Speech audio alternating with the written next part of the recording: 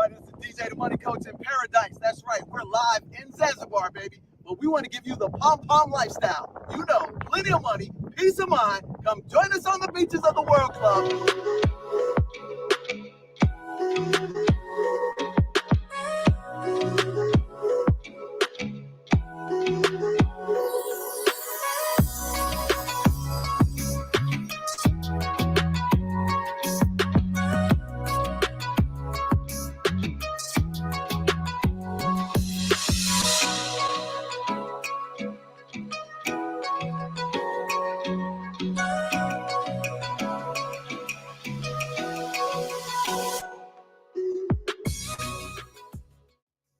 Hello, everyone. I am in Zanzibar, Tanzania. I have spent the last week here enjoying just soaking up the natural earth, learning about what this continent has to offer, and eating the best fruit, vegetables, seafood that I've ever tasted in my life. You don't have to spend a lifetime here, but spend some time.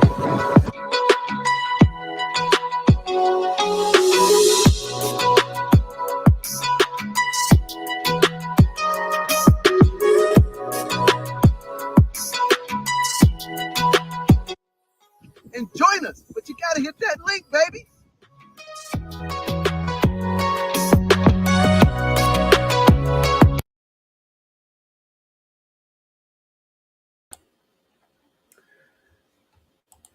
All right, and good evening out there, and welcome to another episode of Family Finance Friday with DJ the Money Coach. I'm Nick Westbrooks, and as always, joined by DJ the Money Coach. And before we get started, like the video, share, and subscribe to DJ the Money Coach right here on YouTube. So let's go ahead and jump into tonight's topic. And DJ, you there? Oh, there he is. There's the man. What's going on, DJ? How you doing tonight?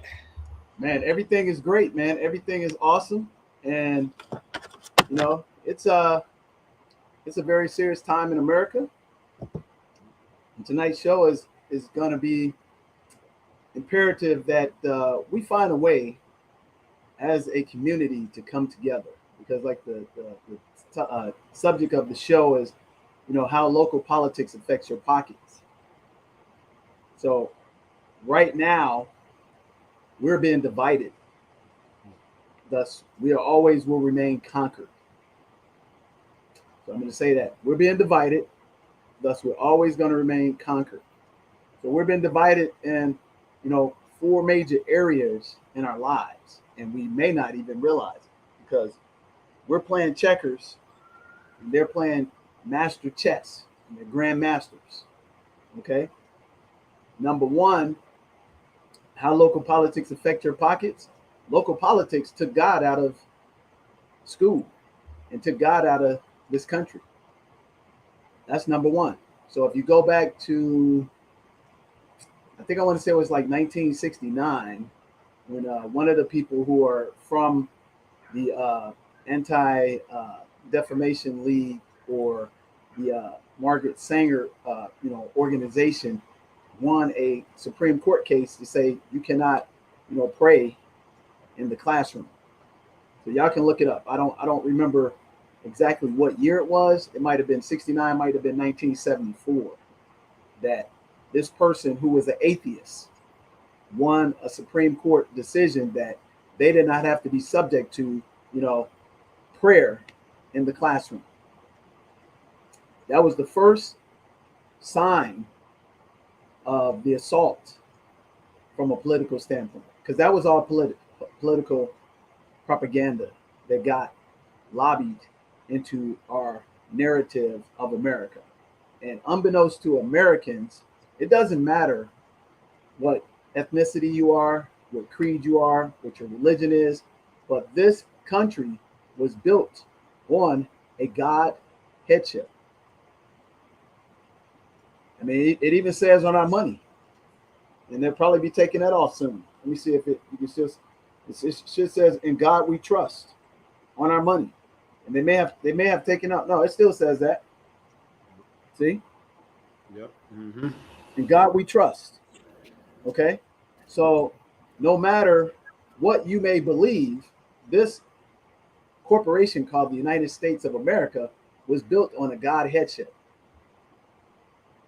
So that's the first thing, that local politics have affected your pockets. That's number one. Okay. So let's write this down. So the first thing was they took God out of school. Okay. They took God out of school.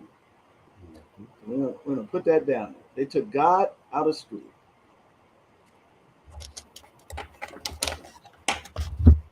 Took God out of school. That's the first way local politics have affected your pockets. The second way local politics have affected your pockets, and specifically, in the urban community. I'm going to say the urban community, okay, is that they took man out of the household. They took man out of the household when they created the welfare system that wasn't originally created to take the man out of the household, but when they brought it into the urban community, they said, for this check, you cannot have a man in your household. And I know that began back in the mid 70s. So whoever's watching this, first and foremost, hey, let's subscribe, and let's share this show. So Nick, if you can put that up there, because we're going to talk about serious things that matter, and we at an inflection point. So albeit this November 8th is a very important election, but we already have cast our vote over the last 4 decades. So really, November 8th is a foregone conclusion, no matter what you think.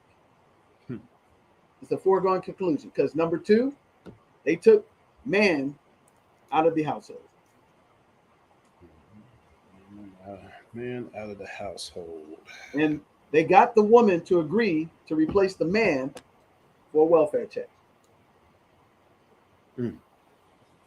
And specifically, the welfare system was created back in after the Great Depression, But in those communities, you didn't get a welfare check in replacement of the man in your community. But in our community, they doubled down in the 70s that if you want this welfare check, the man cannot be in the household. Now, what sense does that make? Think about that. Prior to the 70s, Black households had something like 85% children born to man and wife under the same household. In the mid to early 70s. How do I know? Because back then, Nick, it was an embarrassment. It was a scarlet letter. It was a shame on your family if someone had a child out of wedlock. How do I know, Nick? Because I am an example of that. So when we were growing up, if your parent, talking about the woman, was young and had a pre-adult, non-married child out of wedlock, one or two things primarily happened. It wasn't an abortion. It was you either saw that person get removed from the household and sent down south. Or that child was adopted or sent to another group of adults, older aunts, older grandparents, and raised to eliminate the embarrassment and the damnation to your family. That was an unwritten rule, but if somebody had a child, pre marriage. They had a child in school, they were 15, 16, 17 years of age. That person literally was removed. And if you don't believe me, ladies and gentlemen, all you got to do is go back and check history. And this goes across all ethnic groups, all races. There was very rarely an abortion. There was grandparents, uncles, aunts down south, and they sent either the child and the mother together, and then the child and the mother developed a uncle-aunt relationship. If you don't believe me, just look it up. So that was the second thing, that how politics affected our pocket, because that was an ashamed situation, and everybody in the community would shame you. If your daughter had a child out of wedlock, that was an atrocity, that was a damnation, and that ruined the family name.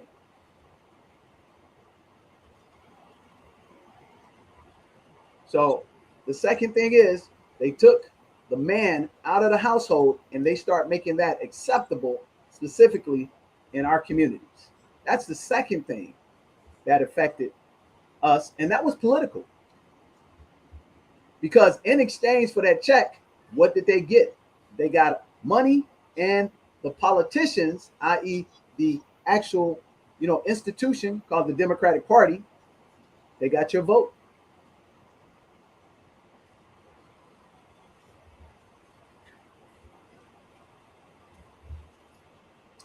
The third thing that affected us politically in our pockets is that they started to embrace abortion. They started to embrace abortion. Now, we know specifically, all you got to do is look up Margaret Sanger, and she purposely tells you her dislike, her unadulterated hatred for black people. And she purposely decided to put Planned Parenthood in our community. And most people don't even know this. Martin Luther King was actually an advocate of Margaret Sanger initially. If I'm lying, go look it up. He actually won the Margaret Sanger Man of the Year Award or something at one time. And if I'm lying, go look it up.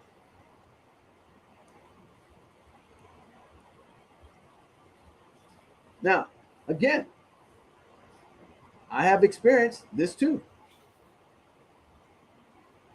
I have ashamedly been a participant with an abortion. I was growing up, I was ambitious, and I had already made a pact with my, high school, sweetheart. We were both very ambitious. It was like, hey, if somehow we accidentally, you get pregnant, we already made a covenant that we were not going to have a child. Unbeknownst to me, that I was a couple of years older than her, so I was actually, I think I was a sophomore in college. She was a senior in high school. But we both were very ambitious. We were driven. We're like, we're not going to let a child derail our career, because we had already seen that atrocity, what we thought was an atrocity, which it wasn't. But we were under the delusion that it was an atrocity because we came from broken family households. And fortunately, our mothers didn't abort us, but we saw the hardship of when our parents got divorced, how it ruined a portion of our lives for a short period of time. So we agreed as young up-and-coming professionals that we would terminate a life. And we're proud of it, ashamedly to say.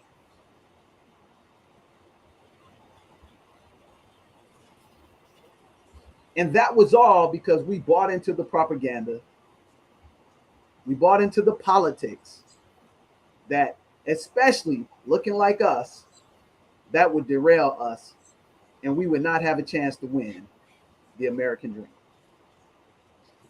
And that was from a financial standpoint of stability. Now, mind you, we both were middle class. So we weren't unable to take care of a life.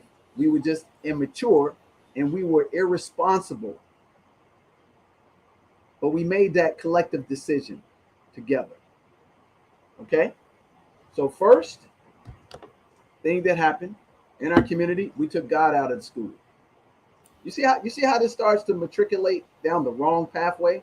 Because if we didn't take God out the school, we would not allow a welfare check to replace the man, and we would not have allowed to have a covenant between two young kids to terminate a life. And these all were financial decisions that were Trojan horses. And now the biggest one, number 4, is the transformation of the male and the female species. That's number 4. So all these contribute to what God calls a reprobate mind.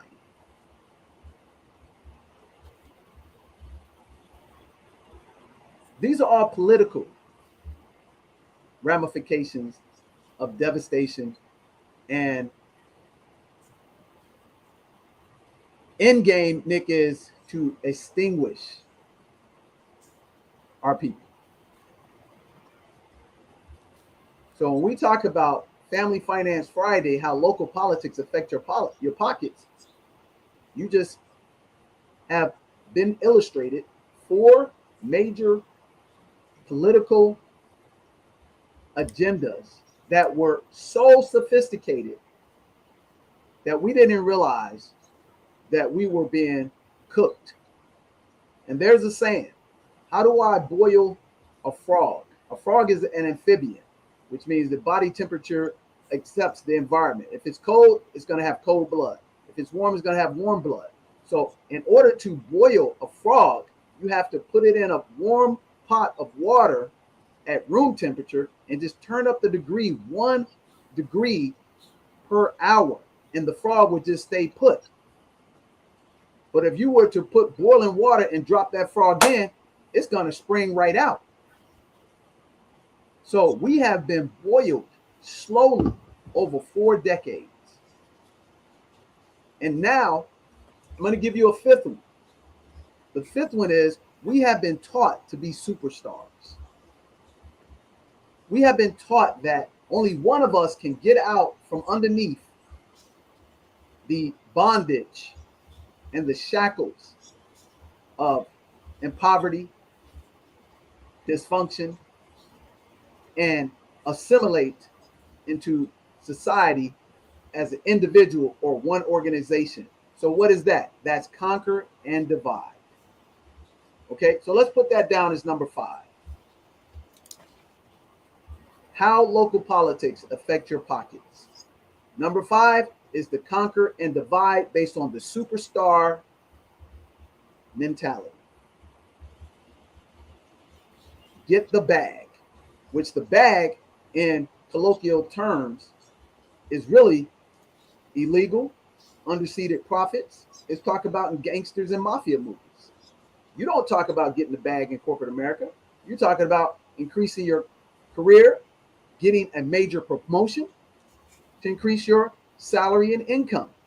Where do you hear them talking about getting the bag? The bag literally used to be in the numbers games. They used to have a brown bag collecting money to pay off, the lottery, which is where the lottery system came from. It came from the numbers game. You see what I'm saying? So how does the local politics affect your pockets? It is a very insidious propaganda machine that has an objective to terminate its competition.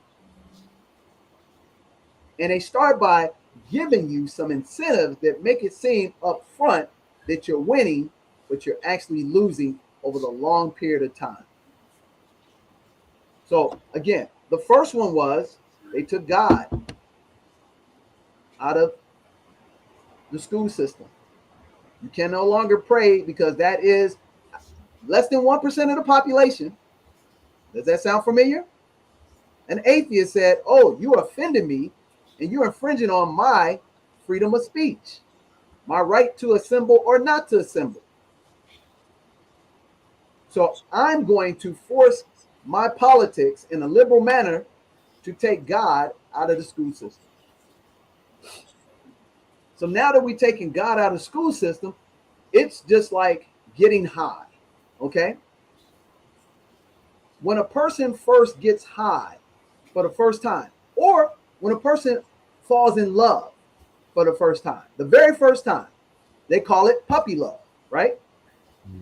Because usually you're extremely young and you never had this sensation that it just overwhelms your body in such a euphoric sense that you can't imagine not having this feeling for the rest of your life.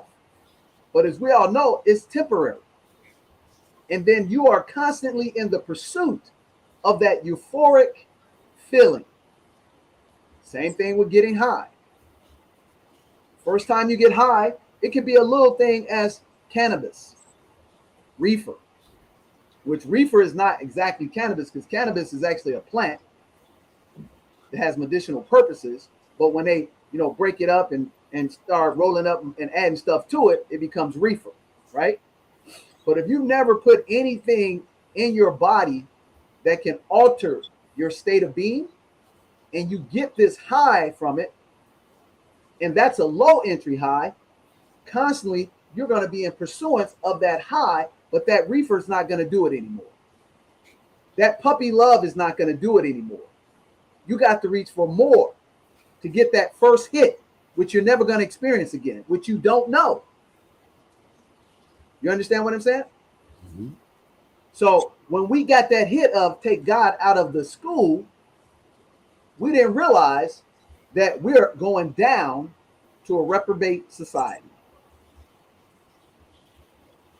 But the people who created that from a protectionism standpoint, they already knew because they were in the minority, Nick. Yep. And their objective is not to be eliminated because they in the minority were pure evil. Because here's the irony of it. All the people that benefit in America from the great things in America, they benefit from a godship. They apply God's principles of success to have material values and material trappings. And they don't even acknowledge it, but they benefit from it. So now I am constantly in pursuance of taking away all my freedoms in exchange for welfare so I can do the number one thing on November 8th, control your vote. I'm going to promise you something that you're never going to get from me so I can maintain my position of power. And over the last 4 decades, it's probably 5 decades, Nick, we've taken God out of the school system through politics. It was voted on and told you in exchange for your vote, I'm going to give you some more shekels. But in exchange for those shekels, I'm going to limit your freedoms. But you want those shekels more than you realize how important your freedoms are. Then we said, we're going to take men out of the household because guess what? No house can grow prosperously, structurally, the right way without man at the headship. And that's a feminist movement attack.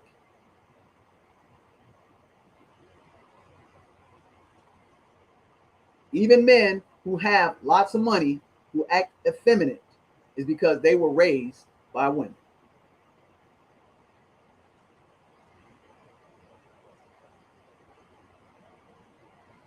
So now they said, hey, now from a populist standpoint, we have to reduce the numbers of the majority. How do we do that? We offer them the Planned Parenthood program, a form of, protection. We'll pretend to teach them about sex ed, but we really teaching them about death and destruction. Because they knew, Margaret Sanger knew, if you go back and read her stuff, she knew eventually you were going to use this as a form of pregnancy prevention. So much so that we had a very disturbing and repulsive video that came out by two young black girls about 5 weeks ago in front of a Planned Parenthood facility talking about, this is my, birth protection. I don't need no man because I can go to the Planned Parenthood and I can put out the baby.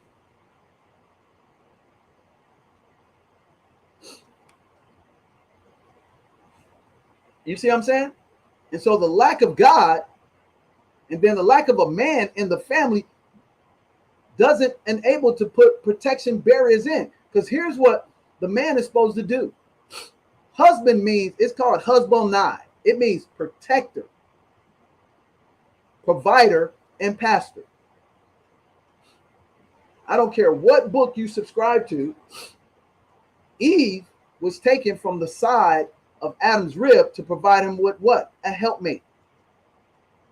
Eve did not come before Adam in none of y'all books, be it the Torah, be it the Quran, be it the Bible, be it the Book of Mormon. Man was first. I hate to upset your apple cart, feminist. I hate to upset your apple cart, black women who have bought into the feminist movement that I don't need a man because I got the MONE. But it's amazing, the more they want without a man, we went from, like I said, early 70s, 85% of our households had a mother and a father under the same roof. Now you have something like 35% of all newborn children in our community are from single woman households. Now, if I'm not correct, correct me on it. My numbers might be off in terms of exact year, and my percentage may be off 5-10%, but all you got to do is look across the board.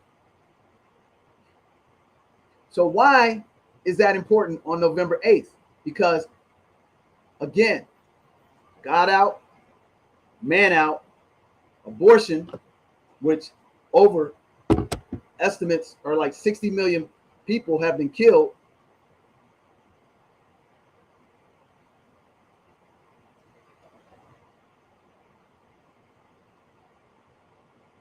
I'm a senior moment. What did I say number 4 was? Refresh my memory.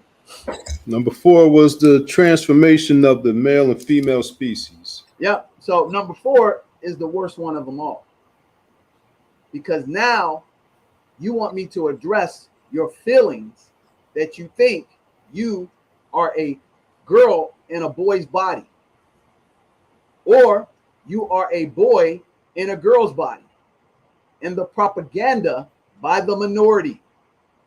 Again, 1%, if that, of our community are of the alternative lifestyle when it comes to transgender orientation.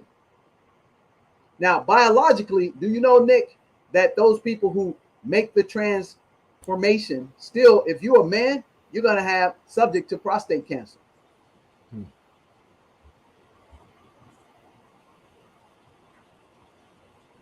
If you're a woman, you're still going to be subject to breast cancer, vaginal, ovarian cancer. So you can get the full transformation, spend hundreds of thousands of dollars.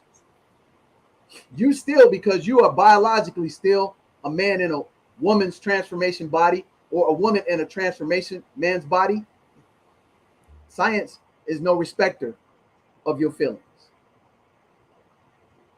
And so how is that locally affecting your pockets? Because those people need us to subsidize those surgeries.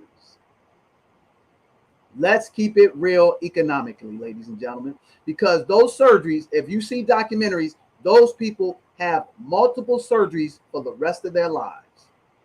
And most of them, Nick, are the highest suicidal rate, the most depression, and a lot of them would tell you they regret making that decision. Now, we are now forcing that into our school system. When we took God out at a younger age, we are accessing and indoctrinating young children at the ages of 7, 8 years of age to tell them that even though your brain is telling you there's something wrong with this picture, that this is right. That's all economics, again, pushed by politics.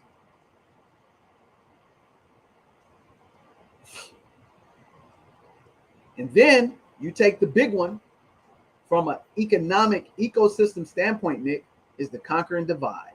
And we're seeing this on full board display right now with an entertainer and a sport athlete.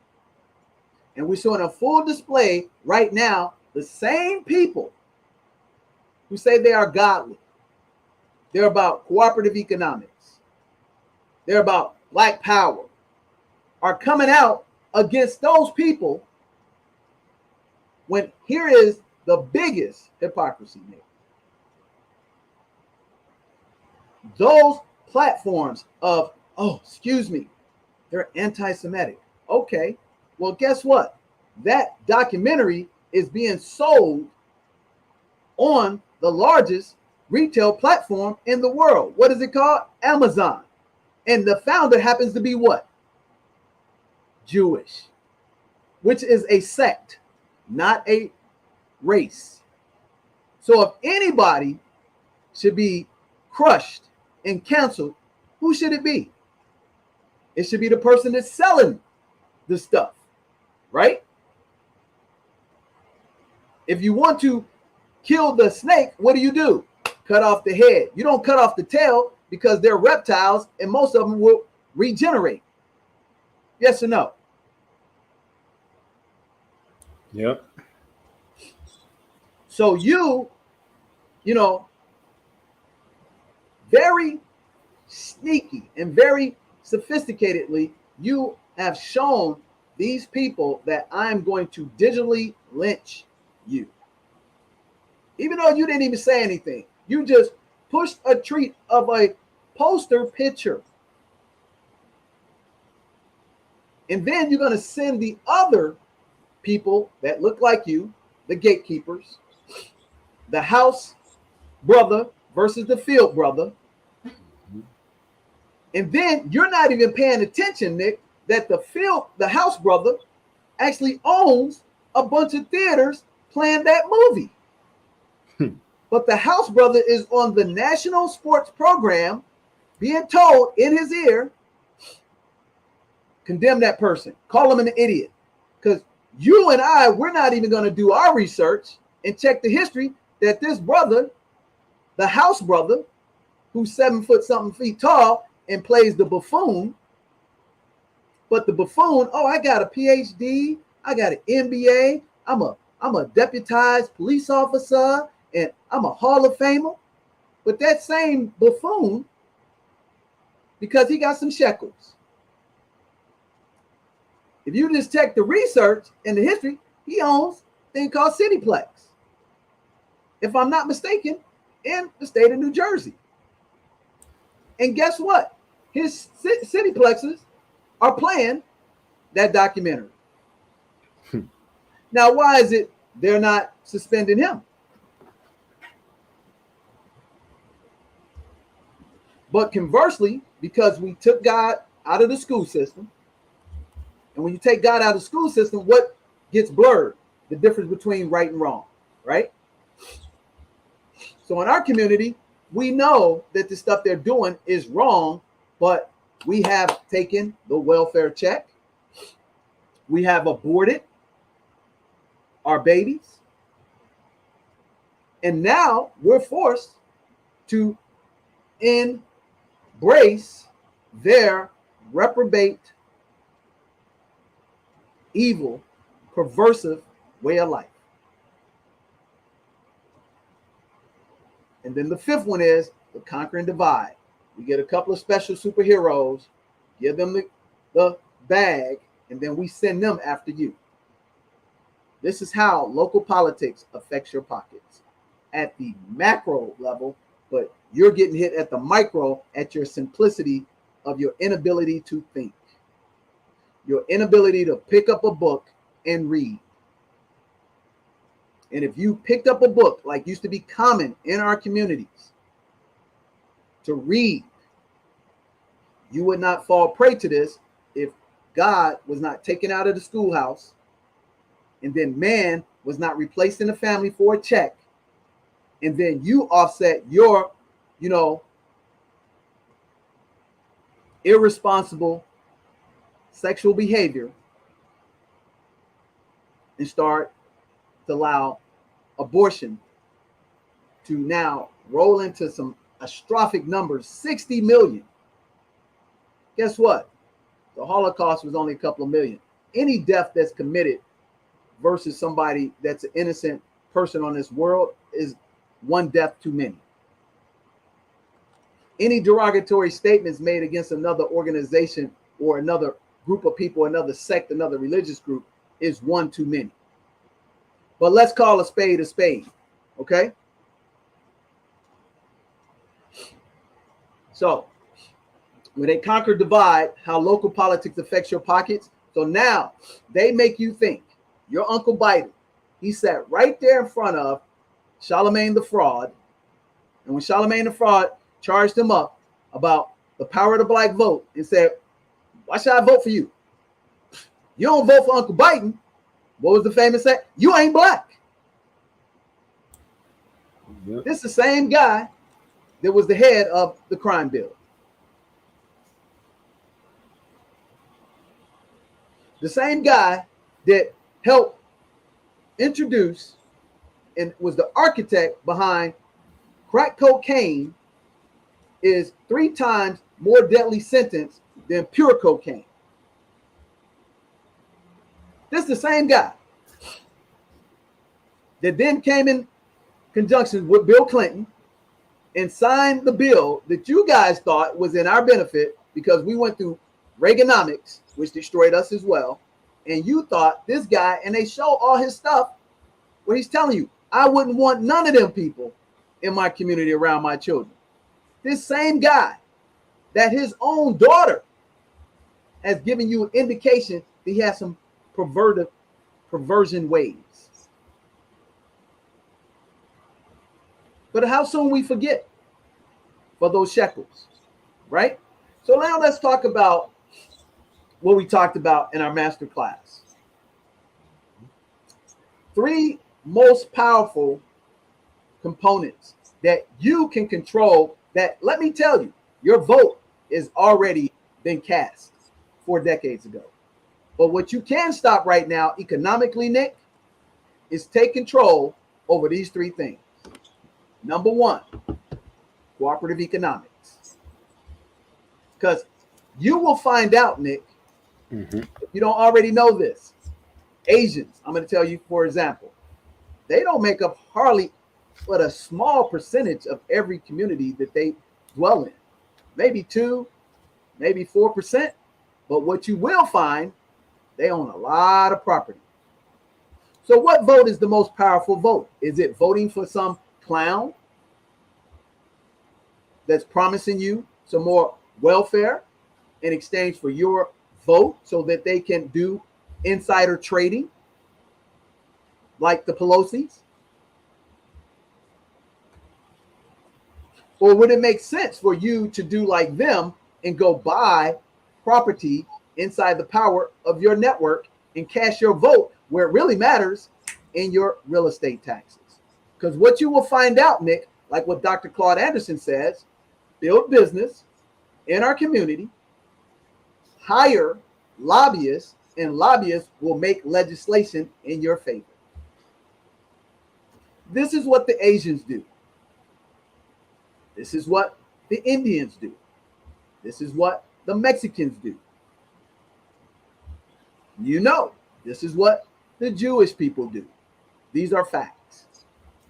Because those outside of the Mexicans, which group themselves to Latino, which is not a race, you and I both know that. Latino is just a language that comes from Latin. But we won't get off on that. But they collectively, I'm Honduran, I'm Dominican Republic, I'm, Belize.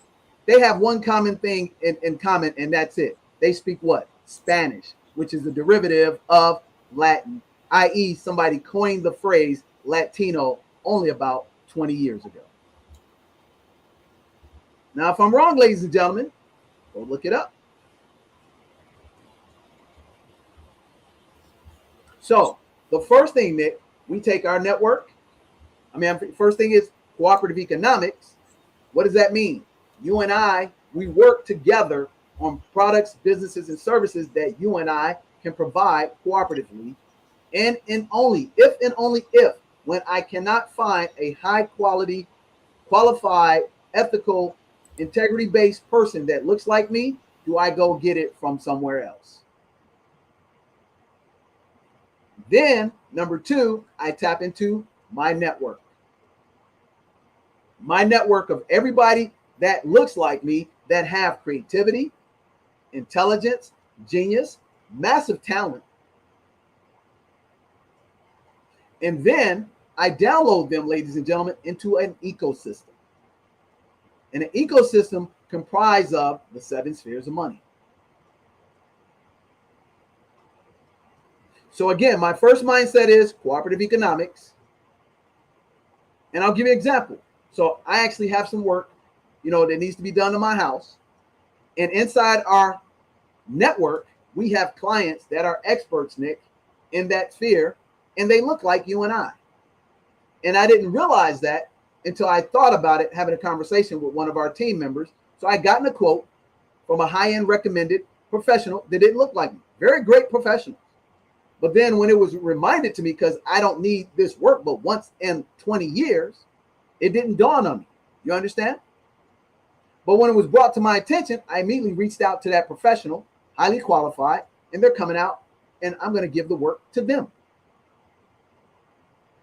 Cooperative economics, my network, and then keep it in our ecosystem. Okay? So I'm going to explain the ecosystem, and then we're going to go to a break, because this is where we're being conquered and divided. And we're being conquered and divided through that superhero mentality. Remember? Only one of us or one organization specifically can rise to assimilation and have power from diversity, inclusion, and equity. Okay? So the ecosystem is this: accounting, insurance, banking, financial planning, real estate, estate planning, and legal. And that also incorporates trades as well, Nick. So plumbing, HVAC, electrical, all of that is an ecosystem. Now let me give you how it works now in the real world. I.e. professional makes $100,000. Most likely, they don't live in a community, Nick, that is 100% us. That's just the way of the world. We do have some, communities across the United States where they are exclusively just like us. And there's nothing wrong with that, because guess what? Everybody else does it, right? So you're in that community and you need some housework. You need some plumbing. You need some electrical. So the first thing you do is you go to, Angie's List, Better Business Bureau, somebody refers you. And most likely, because we have been taking the trades out of our schools, specifically in our communities, that person that shows up naturally doesn't look like you, because they didn't have to compete against you once they took the trades out of your schools back in the 80s. So your $100,000 income, you naturally, hey, if the person comes in, they got credentials, they show their past work, and they were referred to you, you're going to naturally take your money out of your network. You're going to not even think subconsciously about cooperative economics, and you're going to take that product and bring it out of your network and your money, and you're going to download it into their ecosystem. Now, here's the problem with this. That same person, Nick, they may need financial education through our 7 spheres of money and DJ the Money Coach, and they will not do business with us. Not initially, because you know what the first thing they know by default? Oh, I have a financial situation. Let me go talk to Bill. Let me go talk to Saeed. Let me go talk to Jose. Does that sound familiar, Nick? Yeah. Because matter of fact, one of the people, I got 3 quotes, right? One of the people realized I was a financial educator, saw some of my stuff, and he started telling me about his financial situation with his wife and his 4 kids. He was like, man, I probably can use some of your help. But he wasn't being sincere. He was just trying to create, rapport with me. Because you know what? I gave him my contact information in my website. I ain't heard from him. But you better believe if I talk to him and say, I'm going to let you do my project in exchange, if and only if I do your business, he's probably not going to roll to the hole with us. And nothing wrong with that, because he should, by the law of self-preservation, which is the most important law on the land, go to his own tribe first, right? Does that make sense? So in the ecosystem, the first challenge we have of the superhero mentality in our community, we're just going to start right here, and then we're going to go to the break. So I'm going to wear a couple of different shirts to show you the manifestation of the conquer and divide of these 5 things that how local politics affect your pockets, which actually began 4 decades ago. So the first thing is I'm going to give you a reference of a movie, because I love movies, right? So there's a movie everybody's seen. It's called American Gangster. Denzel Washington. He's sitting in a lunch restaurant with his family, and he says, you know what? You got to do what you have to do so what you can do what you want to do in this life. Again, he said you got to do what you have to do. You may not like what you got to do, but if you want to better do what you want to do and be free, you got to do what you have to do. So the first shirt I'm going to show you today is the one of Muhammad Ali. So can you read that, Nick? Can you see it? Let's see. I'm free to be what I want. Yep. I'm free to be what I want. Now that's Muhammad Ali. Now, a lot of people have tried to compare themselves to Muhammad Ali. Kaepernick, yada, yada. But what they don't understand is when Muhammad Ali quit, well, actually, it was taken away from him because he believed in something. They say, I'd rather die standing than live on my knees. So what did Muhammad Ali do back in 1968-71? He refused to fight in the Vietnam War. And at the peak of his career, they sanctioned him, took his license, and he went from making, $1 million a year to literally 0. So you have these fake activists claiming they're doing the same thing, but they're getting a bag from Nike. They're getting a bag from China for silly stuff. So the first thing is, if you want to be absolutely free, what we have to be able to do is tap into the narrative of cooperative economics on these platforms.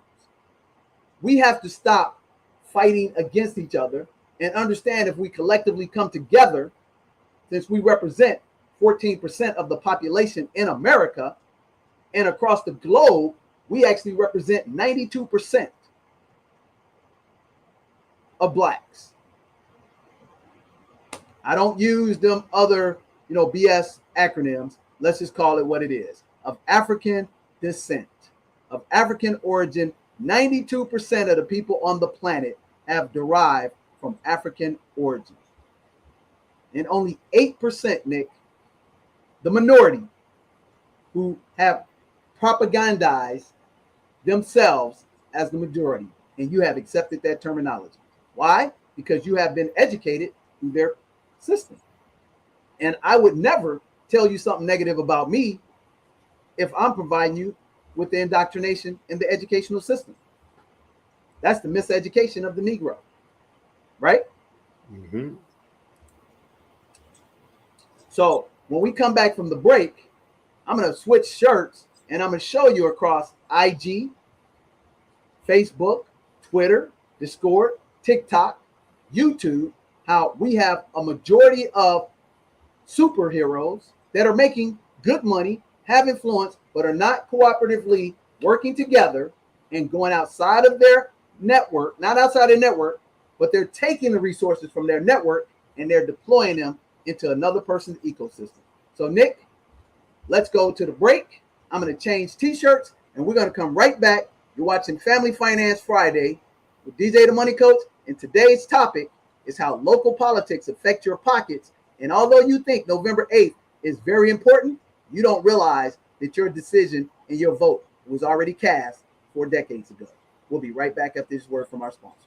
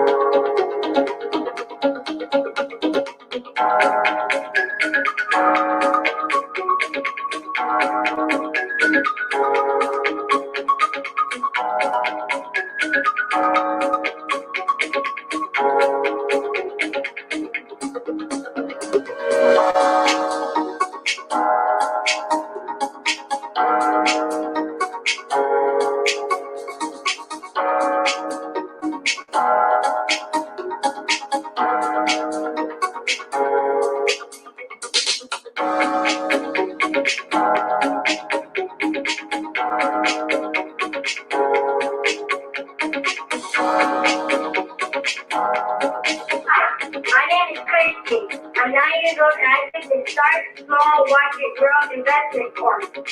It's amazing. With that help, I made my own stock portfolio. I love it. Now it's making me money. It's easy as 1, 2, 3. What are you waiting for? Just do it.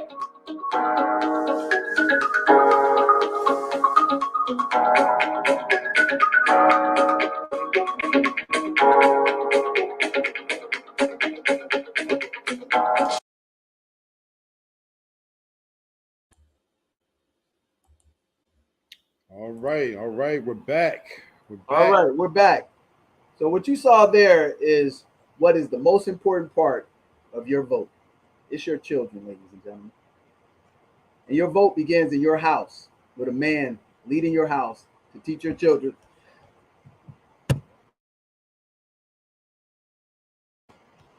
about leadership, about financial education, about having assets and starting young, just like your competitors do.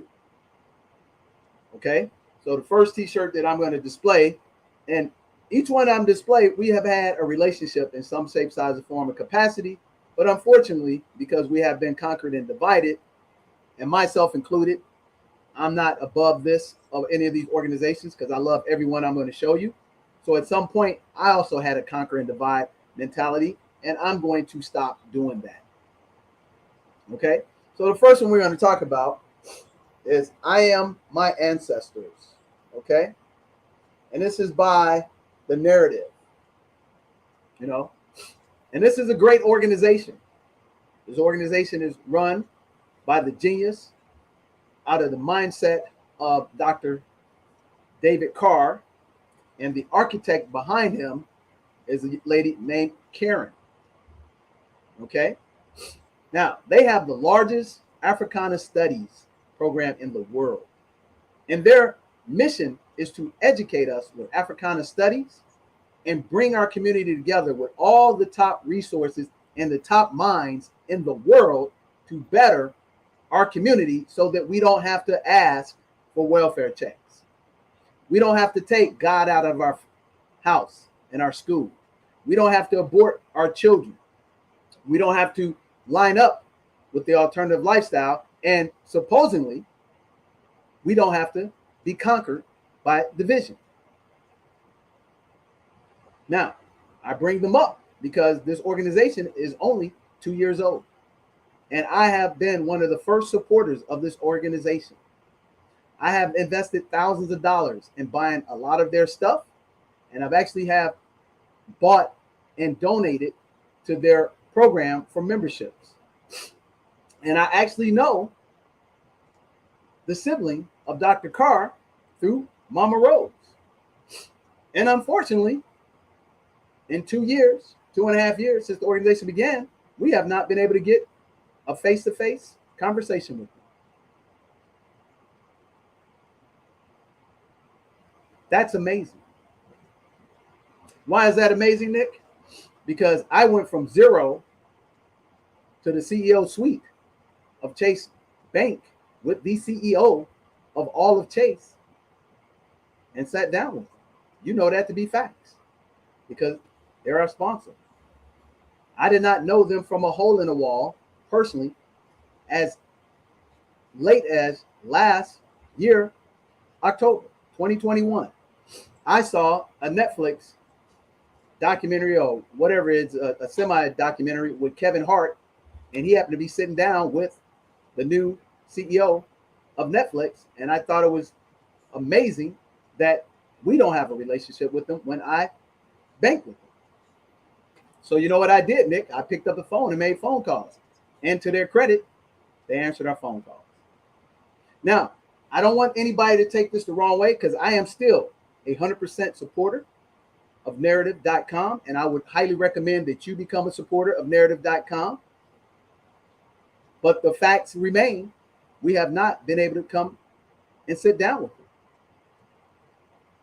You know why? Because even in their orthodoxy, they have still been validated through the prism of the people who write the history in America. Why do I say that? Because if you actually are building a community and you're looking at the best and brightest, here's what happened in our community back in the 1800s. They had an organization called the Talented Tenth. And then they had an organization run by, what's my man who built Tuskegee? Oh, Booker T. Washington. Booker T. Washington. So people don't realize that W. Du Bois and Booker T. Washington did not get along. Am I right or am I wrong, Nick? No, you're right. And that came from Conquer and Divide. You had this Talented Tenth. They were supposed to be the brightest minds in our community. But then you had this guy over here that said, hey, let's go put our hands to the soil and build and not beg. But the Talented Tenth said, we're so smart, we'll be the first ones to get degrees from Harvard, Yale, Princeton, and then we'll get, incentives. We won't build our own stuff, but we'll get incentives because they will reward us for being the brightest and the smartest special of anybody else. That's my summarization of it, Nick. I mean, you're the historian, but let me know and let the people know. Am I far off on that? That's pretty close to what it was. Yep. They differed over how to achieve their goals of what's the word I'm looking for? Not freedom, but self. What's the other word? Self-fulfillment, assimilation. Yeah. Yeah, I can't think of the word right now. We know what you're saying. Yeah. Mm-hmm. So that began back in the 1800s, ladies and gentlemen. So we already had Conquer and Divide in our community instead of coming together collectively. Now, let me give you an example of that. And that's why I wear this particular shirt said, I am my ancestors, because prior to the 1920s, every immigrant that came here, the Irish, the Italian, the Jewish, they were not considered white. If you don't believe me, go look it up. The Irish came here, they were lower on the podium, the social podium, than us. and they were considered to be drunkards and rebel rousers. But then they came together and they formed cooperative economics, took their network and started building their own ecosystem, and they became heads of police departments and fire departments. If I'm lying, go point the fact check me. And then they were able to transfer from Irish identity to white identity. The Italians, same thing. The Jews, the same thing. If you don't believe me, go correct it. So why is I Am Your Ancestor so important? Because they took a narrative of negative and they changed the paradigm and the pathology of their group by collectively coming together and taking over a specific civil industry, which they now, today, still run the majority of. So in essence, those people back there were their ancestors and became their ancestors today for the future. So what I'm about to share with you is that we are our ancestors, and all we have to do is follow the same blueprint. Stop dividing, stop conquering. One narrative, which is the number one best. I love the program, ladies and gentlemen. I watch it religiously every Saturday morning. Do I not, Nick? Yep. So I got nothing but the best and best regards for this platform, but the facts are the facts. You should have the ability to at least take our phone call. That's it. Nope. Don't do anything with us, but you should have the ability to take our phone call. And let me tell you why that's so important, Nick. Let me give you another, how local politics affects your pockets. Bill Gates is the founder of Microsoft. Steve Jobs was the founder of Apple.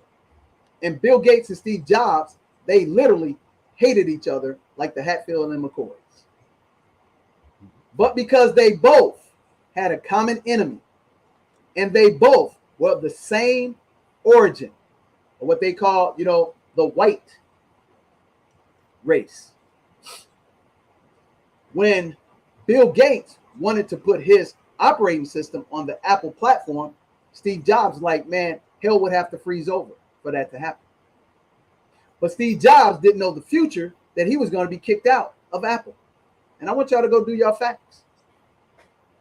And when Steve Jobs got kicked out of Apple and Apple started to go in the toilet, Steve Jobs said, there's only one way for me to resuscitate and get this back on the right page. I got to get leverage and capital from the wealthiest man in America. Guess who that was, Nick? That was Bill Gates. The enemy, yeah. And Bill Gates gave Steve Jobs $150 million. In exchange, here's the cooperative economics. They don't like each other, but Bill Gates knew in order for him to continue to dominate and not be extinguished, he needed his operating system on Apple's products. In exchange, that he could put his platform operating system on Apple products. In exchange for that, he got equity shares in Apple. Go look it up, guys. They have documentaries and movies about this. So even though, Nick, they hated each other, I'm talking about they literally would kill each other. Real talk. You know what they did? For the greater good and to keep it in their ecosystem, instead of letting, what was the name of some of them operating systems that started taking over? Do you remember the name of some? I should better remember. I can't. There were a couple of different operating systems about to take over. Net Zero was one of them. Oh yeah, yeah. And then it was another one. I mean, AOL was another one of them, right? My parents had Earthlink back in the day. Earthlink. Where are they now? Non-existent. But because Bill Gates put his hate aside, Steve Jobs put his hate aside because he needed to get back in front of Apple. They politicized, got their people to get them to get together in a room and broker a business deal with cooperative economics, immersed their network, and kept it in their own ecosystem, and the rest is history. So what do I mean by that? Karen and Dr. David Carr, they don't know me from a hole in the wall, but they have seen me send out correspondence to try to reach out with them, but they have not found the time to have a correspondence with us. And that's all we should be able to do, because here's the thing. We have something that they need that they don't even realize. And they have something that we know we need, which is the real education from an Africanic standpoint that everybody that looks like us should have. That's no different than Italians taking their children back to Sicily. That's no different than the Irish taking their children back to Ireland and telling them about the potato famine. That's no different than an Indian who is Sikh or Muslim taking their children back to Dubai, to India, to Mumbai, to New Delhi, teaching them their history. That's no different than a Jewish person putting their kid in school. What are their schools called? Who schools? Jewish schools. What do they call them? Synagogues. What they call these schools? Oh, that's not what they call the school. I don't know what they call But it's it. a synagogue that they go to, and they teach them out of the Torah. Mm-hmm. And that's a requirement. Nobody can not take that, because that's their culture. Mm-hmm. And they capitalize and put you in adulthood to what they call what? When a bar mitzvah. They do it for girls and boys. And Catholicism is called catechism. But where's ours at? You see what I'm saying? You know where ours is? It's actually at narrative, which every person, Nick, that looks like you and me should be indoctrinated through the narrative program. And every person in the narrative program should be given a foundation of financial education to the nth degree. Not just talking about stocks, but talking about venture capitalism, talking about family wealth offices. They don't touch on that because they don't have that level of expertise, but they have a smidget of it. Okay? So that's one superstar group that has over 100 and something thousand subscribers to their base that they've only been around for 2.5 years. And I have done the platinum rule. I bought a lot of their stuff. I bought the memberships that can be given away for a year. And here's what I know about business, Nick. When you're first starting out, $1,500, $1,000 for a small business that hasn't even done $50,000 in business is significant. And what generally companies do, man, who's that donor? Let me call them up and just say thank you. And ladies and gentlemen, don't take this as a rant. Don't take this as, oh, I'm just salty, because I'm not.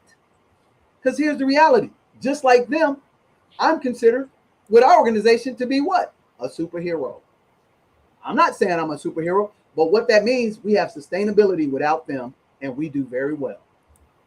Instead of doing very well, we can dominate like the sect that only represents 2% of the population can tell athletes and entertainers, you don't have the right to freedom of speech. So, Nick, let's go to the break. So that's one example.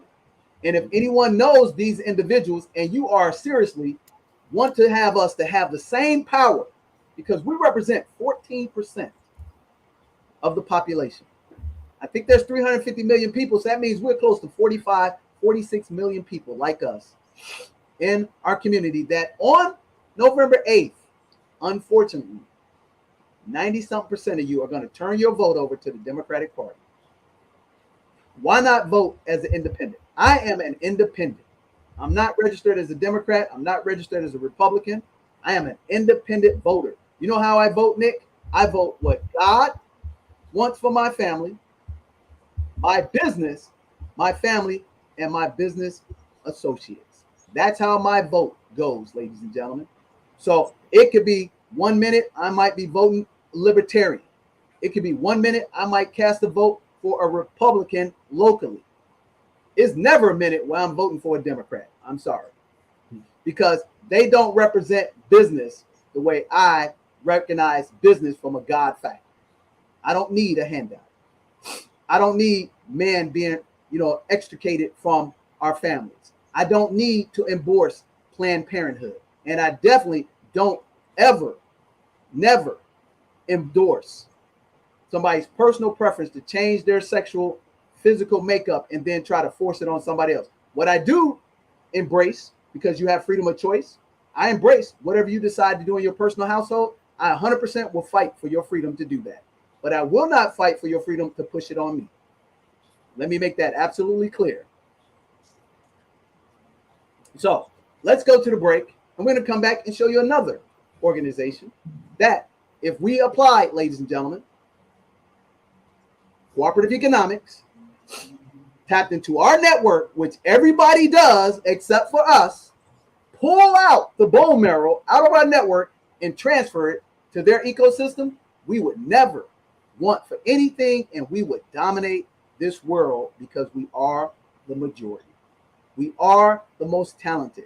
We are the most godly who love humans. We love everybody, and we're forgiving of everybody. So we'll be right back at these words from our sponsors.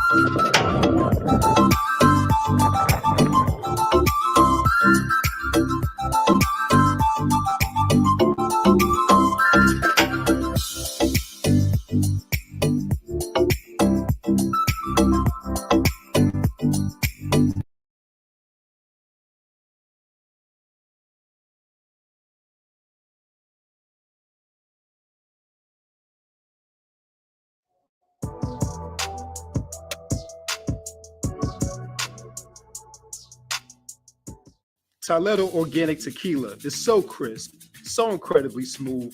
It's simply in a category by itself. This is luxury. Life tastes better naturally, so should your tequila. This is Toledo. Enjoy responsibly. Visit ToledoTequila.com to get your bottle of Toledo Organic Tequila. Get a 10% discount on DJ the Money Coach by entering promo code MONEY at checkout. Again, that's ToledoTequila.com, promo code MONEY to get 10% off your Toledo purchase.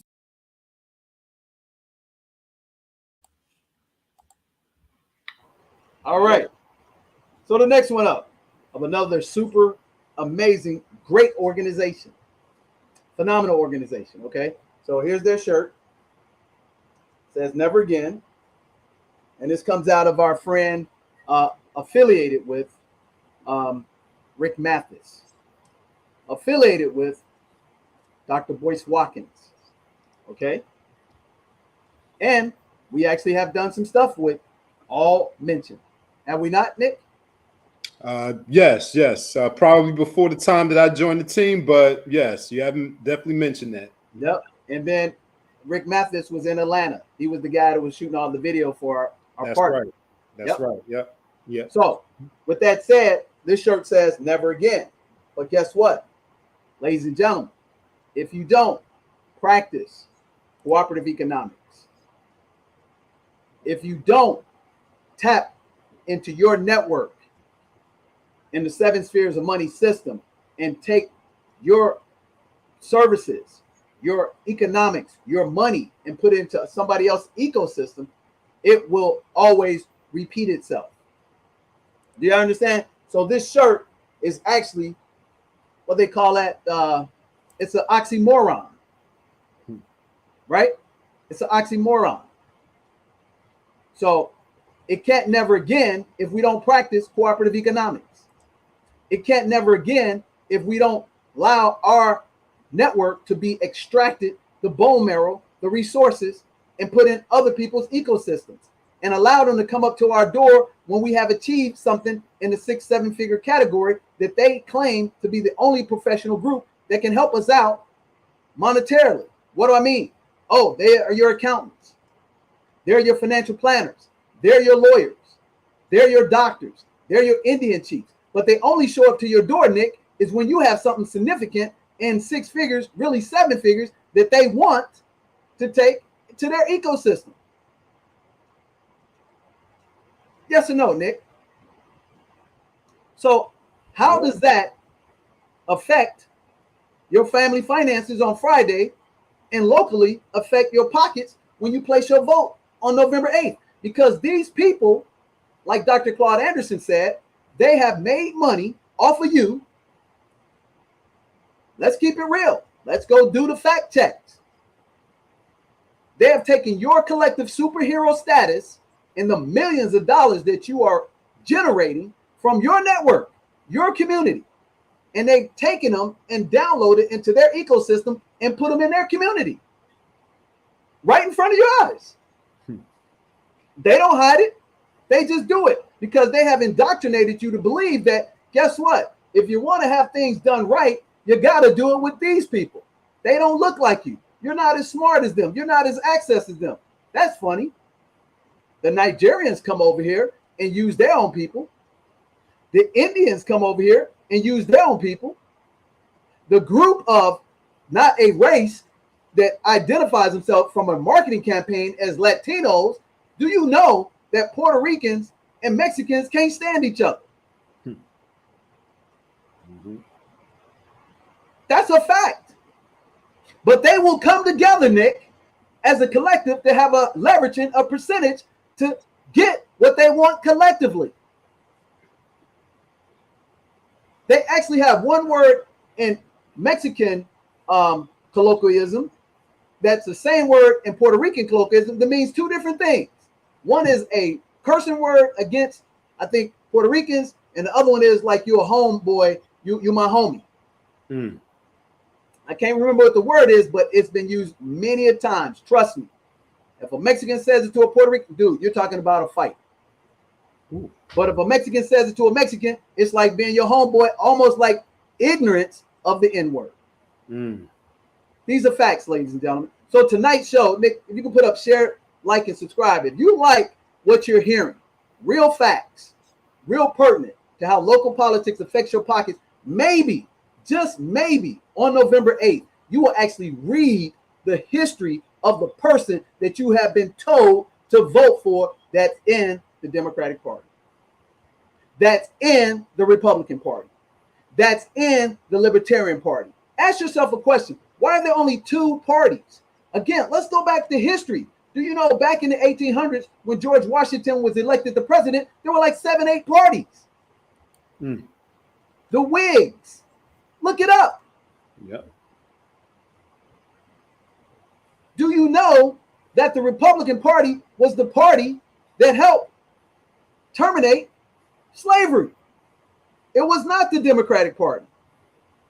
But that don't mean I want to be a Republican either.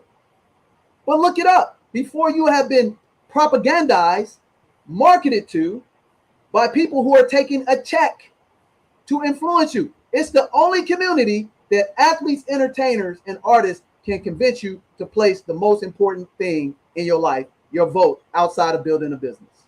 And every year when the midterm and the general election happens, they give them money and they parade these stupid commercials so that you can stay trapped in their ecosystem.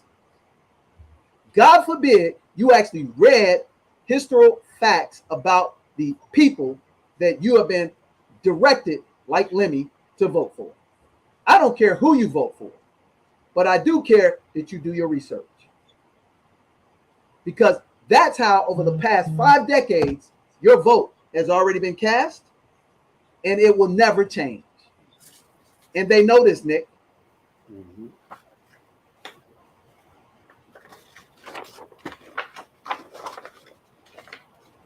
So going to go to the break. So this is one organization that's a media organization.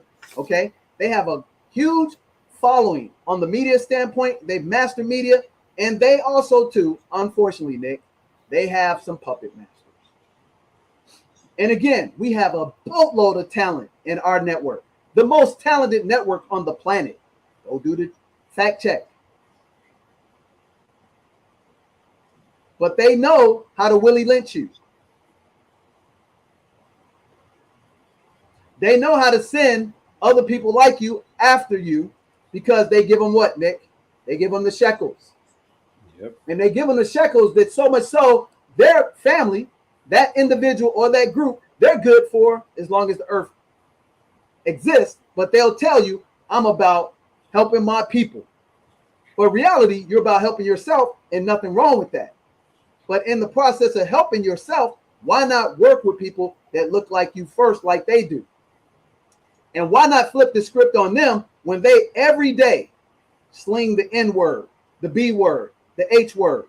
They twerking for votes. We literally saw, what was that, 3, 4, 5 months ago? Some chick over in Rhode Island. She literally did a twerking video for your vote.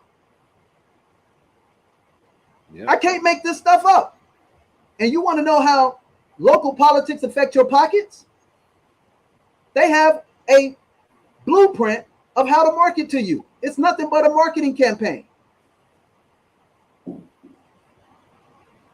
So this group here, never again, with our good friends, Rick Mathis, Boyce Watkins, et cetera, and a cashmere sweater.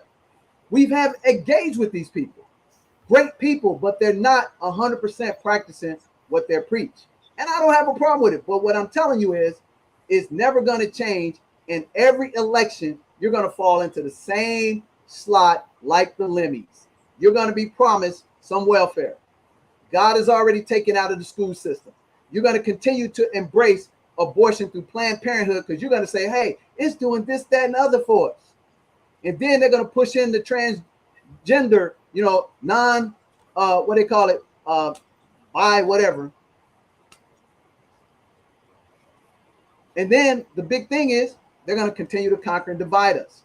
So let's go to the break and let's talk about another great organization that if we just apply what they did. Number one, cooperative economics. What does that mean? Work with people who look like you first and foremost, who have the license, who have the accreditation, have the resume. That's what I'm saying, ladies. Take your network, which is everybody on this planet wants. They get rich off of our network. Show me one country on one continent that does not make a significant amount of money from extracting something from our network and our internal genius and our kindness as lovers of the human race. Show me one. Because in order for that to happen, Nick, you got to eliminate entertainment, athletics, and art. You take those off the chuck, then boom, you can't even do some of the technology that they do. Because most musicians and artists are great technology people because it's a creativity button in their head.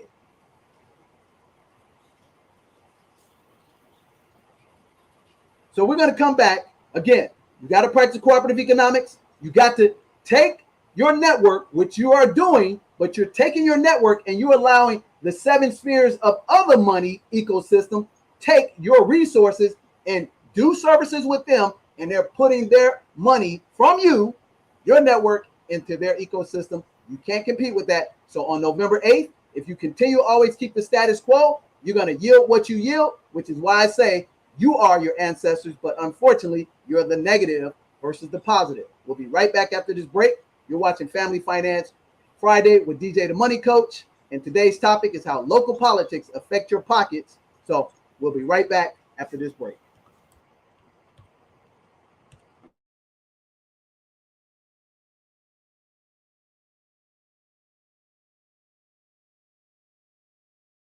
Hello, everybody. My name is Khadira Muhammad. I am a systems implementation engineer, and I'm also the chief systems officer at DJ the Money Coach.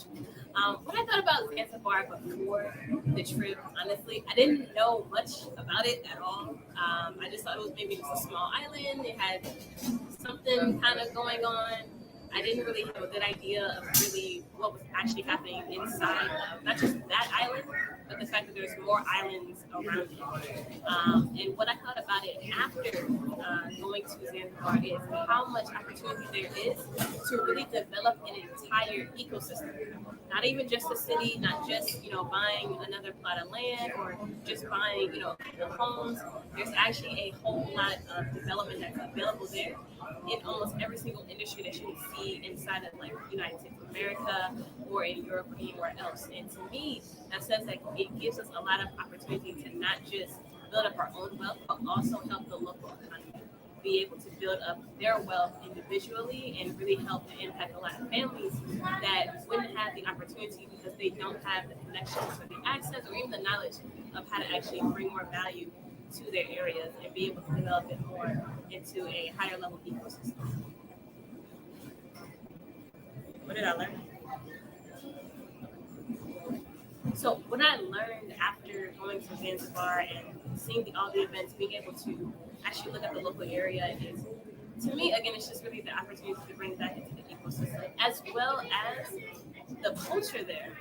The history was nothing that I ever thought about.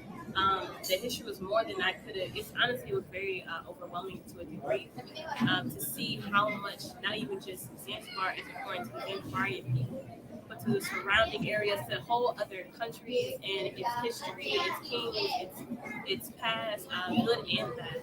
And to me, it's too rich in history for us to even try to ignore it. I mean, not even considering, the value that it could be brought up to, but just the fact that the people there have gone through so much. It just makes me want to be able to give back to those individuals that are there that, again, may not have the opportunity to really, kind of dramatically change their own lives the way that I ideally would like to feel.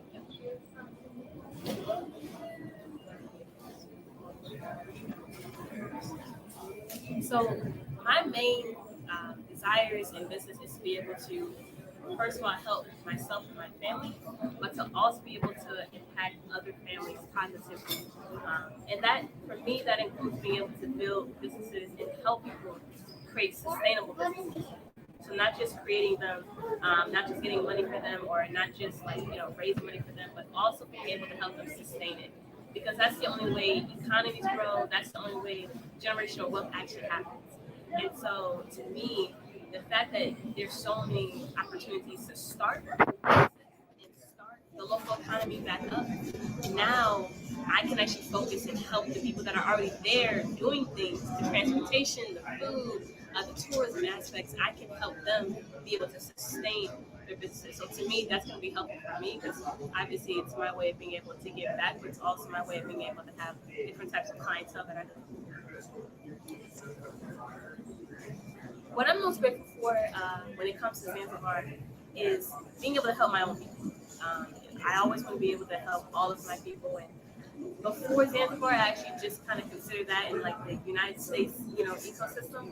But it makes me realize coming here that my people are everywhere, and so anywhere that I can help people that look like me, I'm grateful for that, and I'm just grateful for the opportunity to try.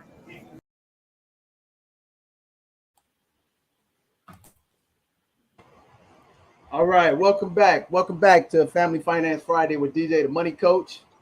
My main man, Nick Westbrooks, the manager of the organization. And this one's going to be close to home, the Nick's heart, how local politics affect your pocket. So the shirt I'm wearing tonight, or this segment, Nick, you want to tell them what this is? Oh, yep, this Urban says Urban Excellence. And who are the founders of that program, Nick? Founder of that program is Malcolm. Yep, Malcolm from Urban X. Yep. And we have nothing but great admiration, honor, and respect for Malcolm and his mom, his dad, his brother and sisters. They're doing amazing things. So if you get a chance, go check them out. And our relationship began with them over 3.5 years ago. And we actually just reached out They were talking about urban excellence. And I said, man, I love what they're talking about. They're young, they're upcoming, and they could use some financial expertise. And we applied the platinum rule. I bought some of their stuff, and I sent them a picture with me and my son in their stuff. And I sent them a little story that they said, hey, you could put it on the platform. They liked it. We engaged, and then they start, inviting us on their program. And we did some amazing things with them for about 2 years, if I'm not mistaken.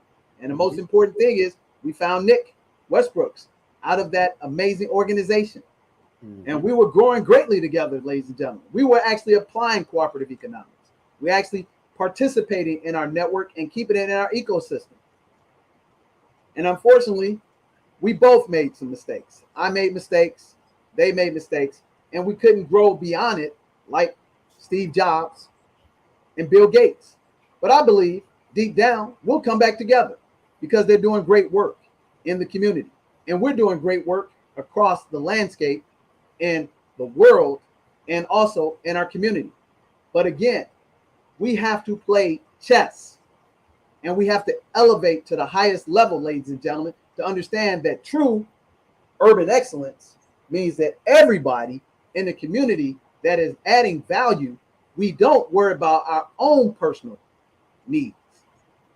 We let our egos put on the sideline and serve the people. I'm going to say that again. There has to be 3 wins in a successful business. There have to be 3 wins in a successful relationship. Number 1, on these platforms, your number 1 win has to be serving the Nick Westbrooks of the world. You have to provide Nick Westbrook a service that he's never seen anywhere else, where he's happy to engage on your platform, to subscribe, to share, to like, and tell other people about your platform. And once Nick is happy, because Nick wrote this amazing testimonial to us that just blew my mind. I said, there's no way he could be talking about me in our program, but he was. And he had done many of research. Nick, why don't you just chime in real quickly and tell the platform about that beautiful relationship with Urban X and Malcolm that, preceded you to write this amazing testimonial, but give them a little backdrop of what you had seen on other platforms that separated Urban X from everybody. And then we jumped on and teamed up and created cooperative economics, worked for our network, and created an ecosystem that was our people that made you excited about joining the movement. Sure. With Urban X, it was one of the few platforms, that had a holistic approach to, topics that concern the urban community. So oftentimes, you see a lot of platforms, a lot of podcasts out there that discuss current events, that discuss pop culture, but they focus on those topics from a surface level. And, they tend to focus on the negativity and the drama and the ignorance of those topics. But what I saw in this platform was that they were going into these topics and discussing these topics from a deeper perspective, as opposed to the other perspectives that you might see on other platforms. And not only that, it was also family oriented. It's a family business, father and son podcast. The rest of the family is working in the background to support the business, and they were also, like DJ mentioned, they were highlighting the positivity that was going on in the world and in the community as well, and not just focusing on the negativity and the drama and the pop culture and things like that. So when DJ came onto the platform, what stood out from other, financial programs that I came across on the internet was that he was providing extraordinary value by teaching, concepts and principles for free, while on the other platforms, they would give you, a little bit here and there, and then, tell you that, you have to pay for the rest. And I'm like, I haven't seen or heard enough to know if your program is worth, paying, 1997 for, or, whatever amount those programs cost. But DJ came onto YouTube and he was giving up so much information for free that I was sold. I was convinced that this guy is definitely worth it, and he's also not overcharging me. He's meeting me where I am. He's meeting me where I am, where I'm able to get into the program and access the information without breaking the bank. And he came with a whole team. He came with a whole network of professionals, trained professionals that have been in their respective fields and businesses for at least 15 years. So he came with the track record and the expertise. So that's what stood out. That's what set him apart from everyone else.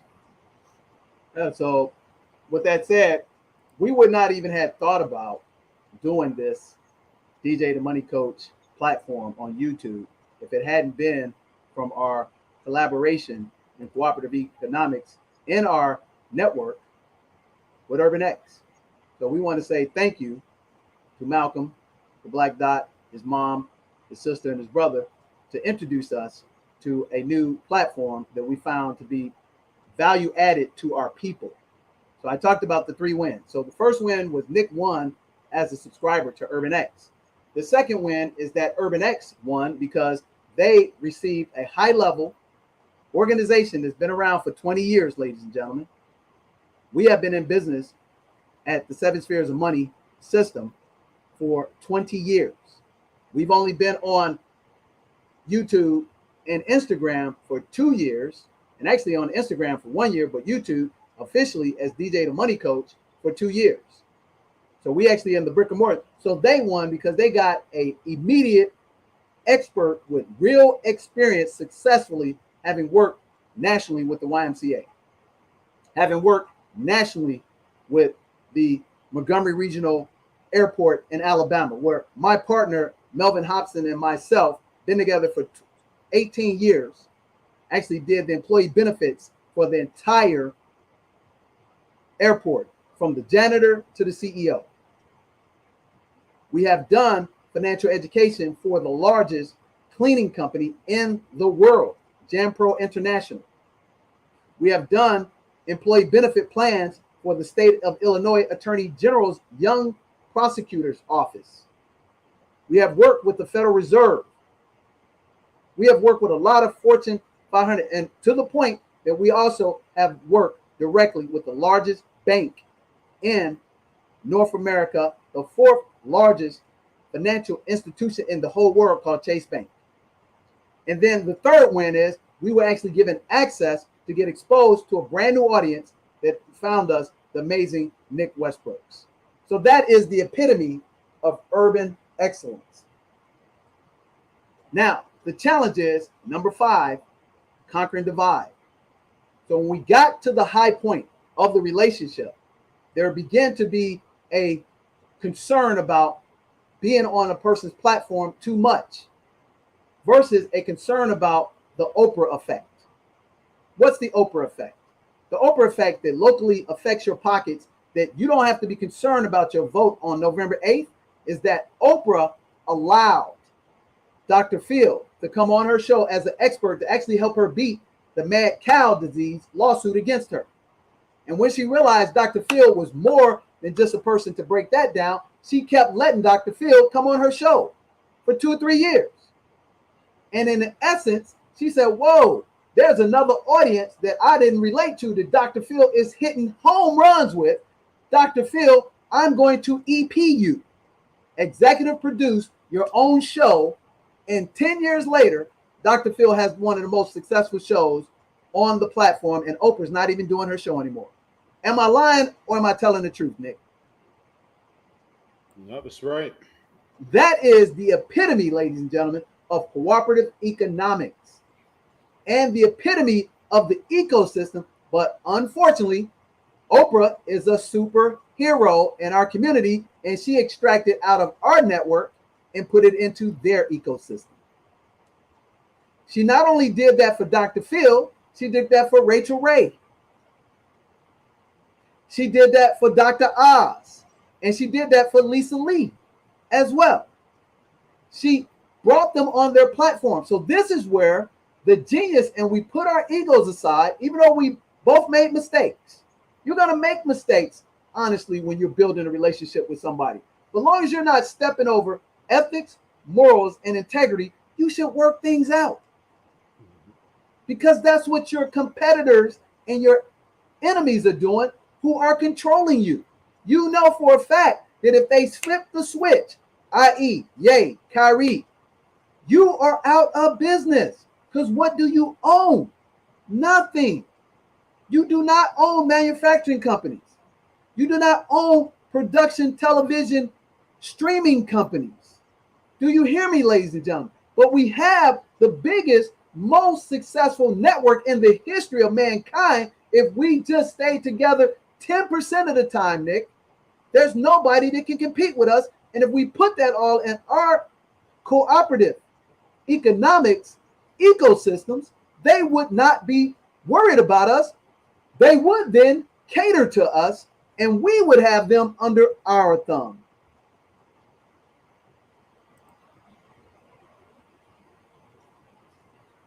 So as we start rising up, what we should have done is borrowed the Oprah effect model, and we should have pressed on and pressed through and dominated the whole. Because guess what? We have hundreds of thousands of people watch our videos. They have hundreds of thousands, millions of people watching it, but we don't collectively have 100 million. But if we stayed together, we would have millions and billions, and we would still make a ton of money controlled by us. And you know what we better do, Nick? We would better create our own platform. We wouldn't need to be on any of these streets, because here's the reality, Nick. Kyrie and Ye are being canceled. And if they didn't do a good job managing their hundreds of millions of dollars, that's going to be canceled too, because they don't own anything. They don't own a distribution company. They don't own a manufacturing company. That's in China. You see what I'm saying? They have to go out and acquire other companies that are run by them, which in essence, they can still be voted out, i.e. Steve Jobs. So we're going to go to the break, and I'm going to come back. I'm going to put on one more shirt to magnify. And remember, I'm talking about the positive.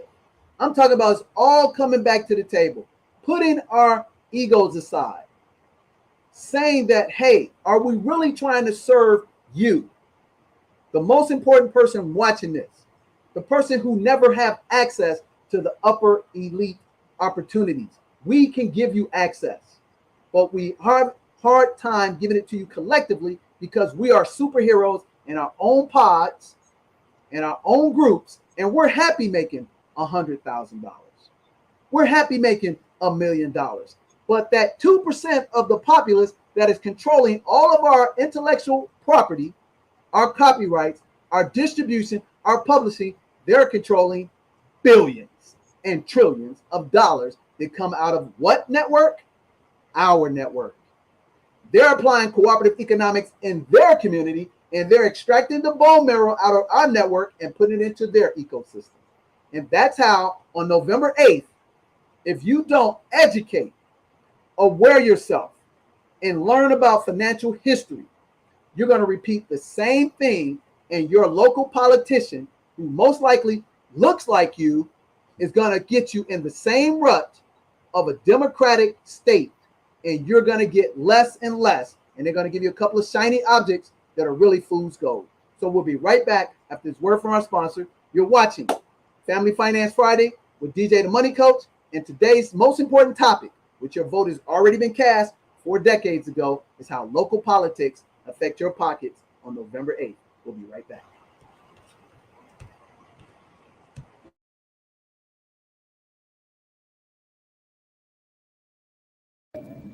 Hello, everyone. My name is Darren or D. I am the travel officer at DJ the Money Coach. I also have a business funding business. I loved Zanzibar. It was amazing. Originally, when I first heard about it, I didn't know much. I didn't know much at all. I just knew that it was like an island. And after returning from Zanzibar, I've learned that there's so much history there. There's so much culture. We have been robbed of knowing that. And I believe that if you visit Zanzibar, you will be able to see that there are levels to being Black people and that we created lots of things that we've never been informed of. So what I learned is that there's lots of opportunity, which I already kind of had an idea of that, but it's very much opportunity and underdeveloped in many arenas and industries. So I believe how this will help my business is I can, one, create a lot of travel and awareness and a lot of concierge service and awareness and bringing Zanzibar, making it the new hotspot versus Greece or Egypt or somewhere that we all know and is very Americanized. Secondly, I believe that it will help me teach financial literacy because that is something that is lacking there in Zanzibar amongst the locals and the indigenous people.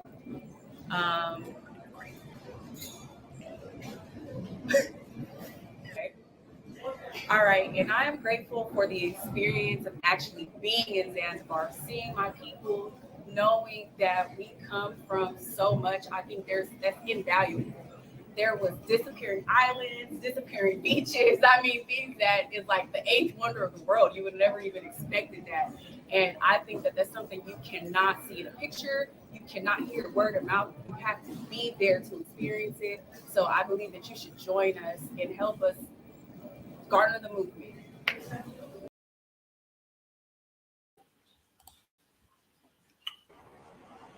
All right. Welcome back. You're watching Family Finance Friday with DJ the Money Coach. And yours truly, Nick Westbrooks, our business manager who came out of the Urban X amazing platform. So I would encourage you guys, it's the #1 father and son podcast on social media. Hey, go check them out. Subscribe, like, share their content with the world. And then most importantly, say, hey, let's put everything aside and let's practice cooperative economics. Let's take our network and empower our own ecosystem with us, by us, for us. So with that said, I'm going to wear this last shirt, and then I'm going to put on the shirt that represents the lifestyle that we all want to show you, because this is what's important. Okay? So, Nick, let's go ahead. Let's hit them up. What does that say, Nick? Yep. When we replace I with we turn our illness into wellness. And that's by Malcolm X. That's right. And again, that's what we have right now. We have an I superhero. Only I can get out. Bravado, machoism, machismo, feminism, all of those. That's how you have been indoctrinated through another person's lens. You have to stop seeing yourself through another person's lens. What do I mean by that? I'll give you case in point. Look at the most important movies out right now. They're being produced by people that look like you, but they're being told from a narrative that let the other people be comfortable about your prowess. Why is it we're seeing all these movies about slavery? Emmett Till, Wakanda Forever. That's nothing but promoting what? Black feminism. Let's keep it real. You don't want to hear that. But in your house, if you are the woman that's leading the house, be honest with yourself. How happy are you? How successful? I'm not talking about the shekels. We know you got the shekels. You got the shekels. But are your children growing up to be real girls to real ladies? Not out here twerking. Not out here OnlyFans. Are your sons growing up to be strong, vibrant, productive, respectful, chivalry, young men, opening doors. Yes, sir. No, sir. Yes, ma'am. No, ma'am. There's a saying when I grew up. You can lose money, you lost nothing. You lose a friend, you lost something, but you lose that name on the back of the jersey that represents our dignity, our real good pride, our self-respect. You lost everything. We have gone out the window with that, ladies and gentlemen. So I'm going to reiterate to you the 5 ills that have put us in a tailspin, in a reprobate society that happened 4 or 5 decades ago. Number 1, we took, Nick, why don't you put these up against the screen like we used to do with the 4x4. Number 1, we allowed them to legislate God out of the school system. We allowed an atheist who represented less than 1% of the population to legislate God out of the education system. And they actually now have slid in the back door, the Trojan horse, the alphabet mafia, and the transgender movement. And that was purpose. Number 1, we legislated God out of the school system. That is how the local politics affect your pockets. That you may think November 8th is the most important vote you're going to cast, but you have already cast that through your ancestors 4 decades ago. Number 2, you allow them to welfare check the man out of your house. You allow them to replace welfare and the man for some shekels out of your house. So now we have effeminate boys who are males in little boy bodies, who act like female dogs. Now, the welfare system has been around since World War II, and they did not legislate a welfare check in replace of their men, but then they purposely start attacking our community in the early 70s that you cannot get more of this money unless there's no man in the household. And if you have babies, we will give you more money without men. And they knew that was going to cause our community, which at the time, Nick, 85% of every child born that looked like you and me, Nick, was born to a husband and wife household. And today, those numbers are down to about 35%. And you wonder why crime is rampant, why kids are going on Facebook Live killing people for entertainment, why entertainers are promoting death and debauchery on the platforms owned by them, which Ye pointed out. But you don't see them canceling that. You don't see the special super Negro talking about that, even though you can turn on any radio station, any video, any IG, and see it 24/7, 365. But let you say something that is factual. You didn't say, I want to eliminate anybody. You just said, I am the original Hebrew. Facts. Oh, that's anti-Semitic. And then everybody get on the call. They put out the notification. All the special Negroes, all the muckety mucks, all the bourgeois, and they all come and attack you. But why aren't they attacking this debauchery on all these mediums? It's a shame, Nick, that I'm trying to remember what the lady's name was when what's the group that Ice Cube came from? Oh, in NWA. NWA.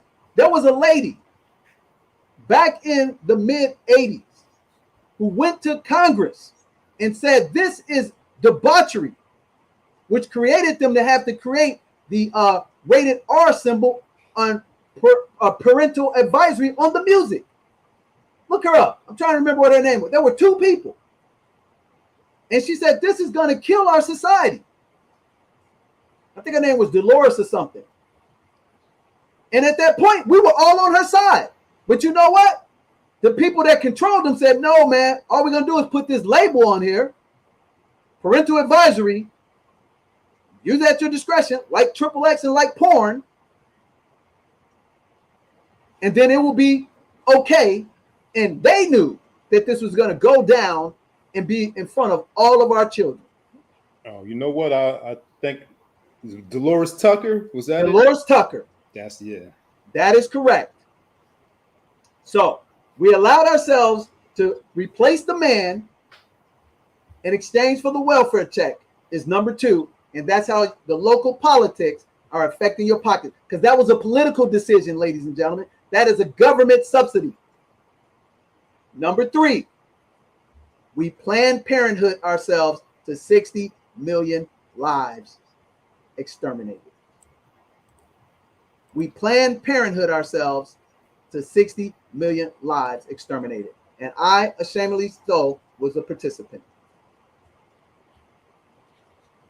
And if I could go back in time, I would not have done that. Because guess what? If my mom would have made a different decision, I wouldn't be here. And I'll give a shout out to our peer, Shamika Michelle, who said her mother, as a young kid, was a victim of rape by a person who was a music teacher or something. And because her mom did not terminate, you have the amazing, powerful Shamika Michelle doing great work in our community. So imagine what one of those 60 million lives that was snuffed out could have done for our community alone. Not alone would it put us in the majority power play in this country. It would have been amazing things would have been accomplished, Nick. So embracing of abortion. And number 4, you got the confusion of the transformation of the male and the female species. These are all political agendas. Why? Because these people who get these operations, they have multiple surgeries for the rest of their lives, ladies and gentlemen. They have to put on medical, medication for the rest of their lives. I don't have estrogen in my body. But if I was going to be foolish enough to think that I'm a woman and try to transform myself, I got to get estrogen poured into me. A woman has to get testosterone poured into it. It ain't free. It's very expensive. The surgeries cost hundreds of thousands of dollars, and they are optional selective surgeries. But if they can legislate, are y'all listening? They're going to be making the decisions. So pay attention to the small stuff and the big, bills that they're trying to pass underneath your nose. I.e., what is the bill that came out we talked about, Nick? What was it called? The one where they hired 87,000 IRS agents, but they call it something else. Oh yeah. It was the they had climate in there. That's the one that had the climate language. Yeah. In it? Yeah. Wasn't it the recession-proof bill or something like that? Yes. Yeah. It was something like that. Yeah. And there was nothing in that bill that did anything for the recession, ladies. And that was what, 2-3 months ago? Mm-hmm. What's going on with gas? What's going on with electricity? What's going on with your water bill? But we're supposed to be the recession, bill for it, but it was really the IRS bill. It was really the climate control bill. There's nothing in that bill that's going to recession-proof your house. So what they're doing with number 4, ladies and gentlemen, they're going to make a bill that says that these are regular and customary medical situations, just like going to the doctor and getting a cold or a flu shot. And you're going to be flipping the bill for billions of dollars, got nothing to do with you, just like they sent $60 billion to the Ukraine. But we got homeless people on the side of the road in all the major metropolitan cities. We got sanctuary cities in my home city that's making our world dangerous for our children. Mark my words, Nick. It is November 4th, 2022. You're going to see a bill that comes out before Biden is out of office. There's going to be a regular transformation for the male and female species. They're going to be covered under our regular insurances. Watch it. Medicare, Medicaid, That's what they campaigning for. They're playing chess. And when you have idiots like this former basketball player who's forcefully parading his son as a girl, you can go to CAA website, which is the largest entertainment agency, and click on their website, and they're promoting this process of this young man. So you want to know how your local politics affect your pockets? Because the churches have even stepped down to get a check, to embrace the transformation of male and female species. And your vote, if you are not reading the fine print, Nick, tell them what the saying is. What's the saying for marketing that I tell people about all the time? The big print giveth, the little print taketh away. The big print, ladies and gentlemen, is all the commercials. And the little print with the pharmaceutical companies when they talk real fast at the end. You know, you take this, oh, you'll die, but it'll cure your freckle. I mean, your blotches in your face or your pimples. Oh, it'll make you get, you know, an erection, but oh yeah, you'll have a heart attack after that. But you're so thirsty for the instant gratification of something that you want versus what you need, you take the pill.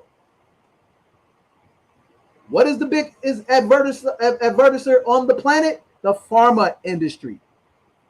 What were they forcing people to do? Get the jab. Shut down your business because you won't take the jab. Notwithstanding, that is a violation of your Bill of Rights. The First Amendment, freedom of speech, the ability to form assembly in public. But if we didn't have Bill 2, the right to bear and carry arms, they would have already turned us into a communist country like China. That's the only thing that protects them, because it also says we have the right to protect ourselves against foreign and domestic enemies.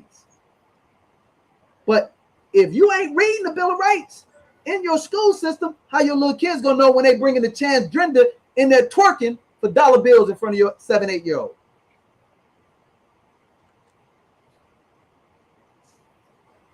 So, number one, took God out of the school system. Number two, took the man out of the house in exchange for a welfare check.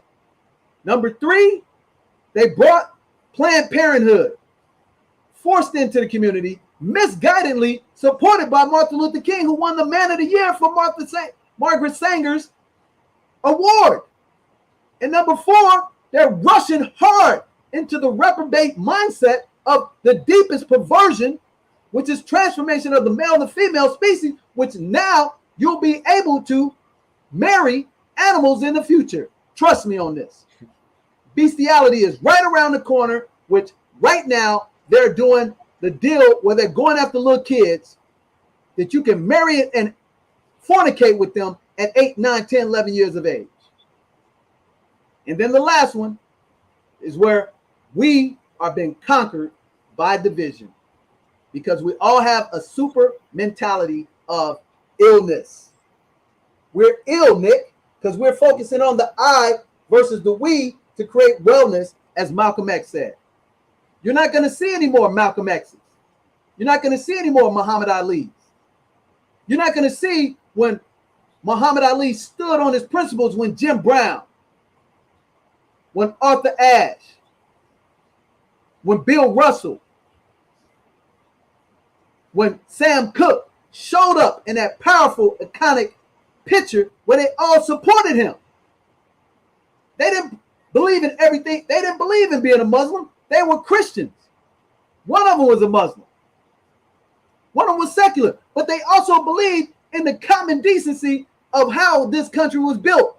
God, man, woman, child.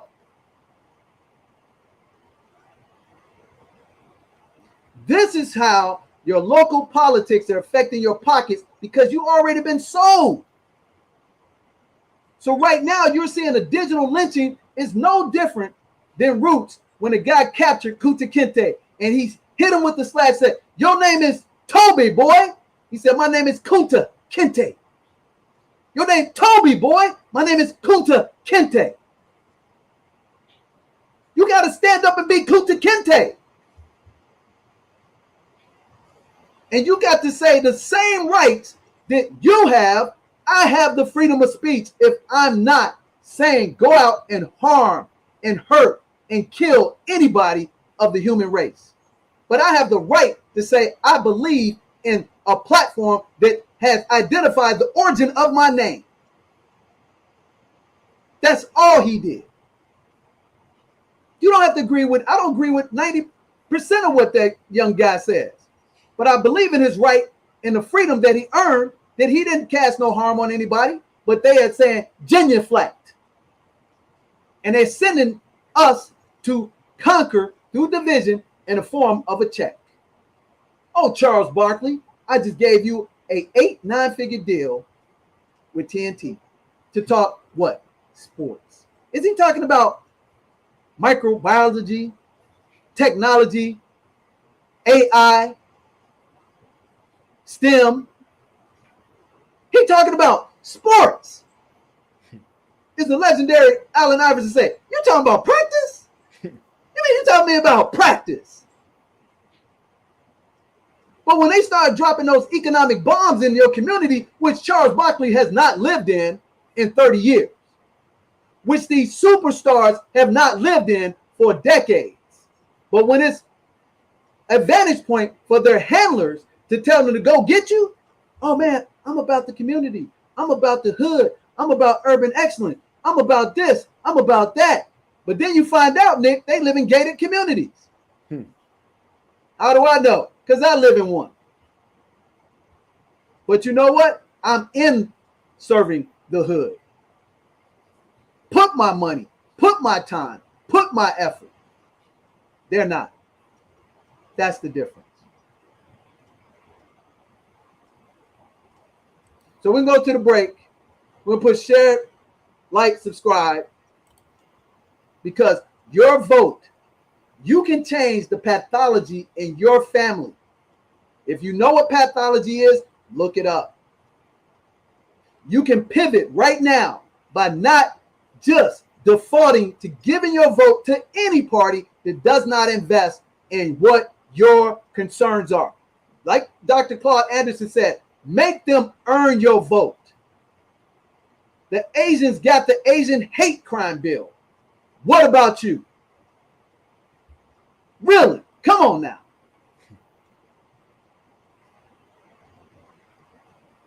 The alphabet mafia got everybody bending on their knees.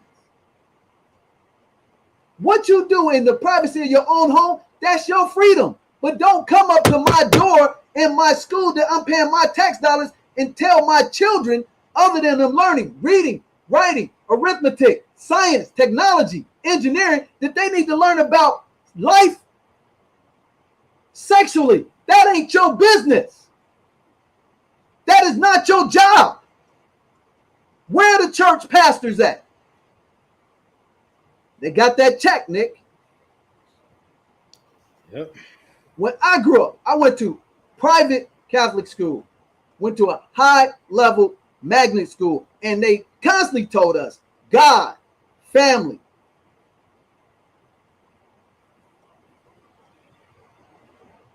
I was an altar boy. You couldn't find in our church them embracing the stuff they're embracing now. But now, we got that check, baby. You want that check to be stopped? Look around these multi-mega churches. You don't hardly see no men in them churches, Nick. Nothing but women, single women, mothers, grandparents, raising little boys. A woman cannot raise a boy to be a man. And everyone that has that boy has some super effeminate ways. Violence. Gossiping.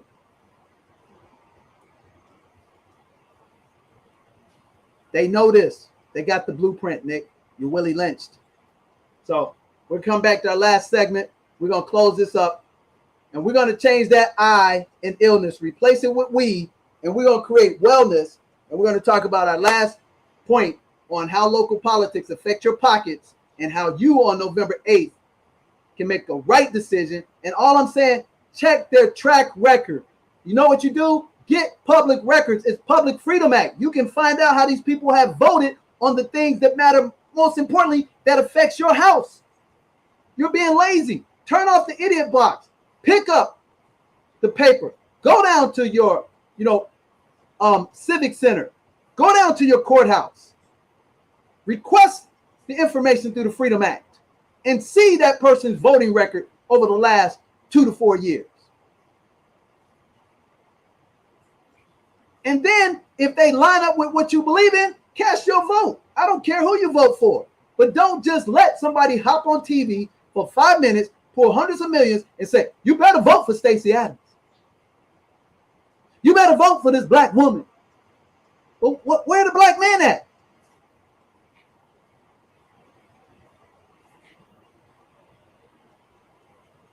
Gonna get you more of the same. But if you want freedom, economic freedom, you got to own assets, hard assets.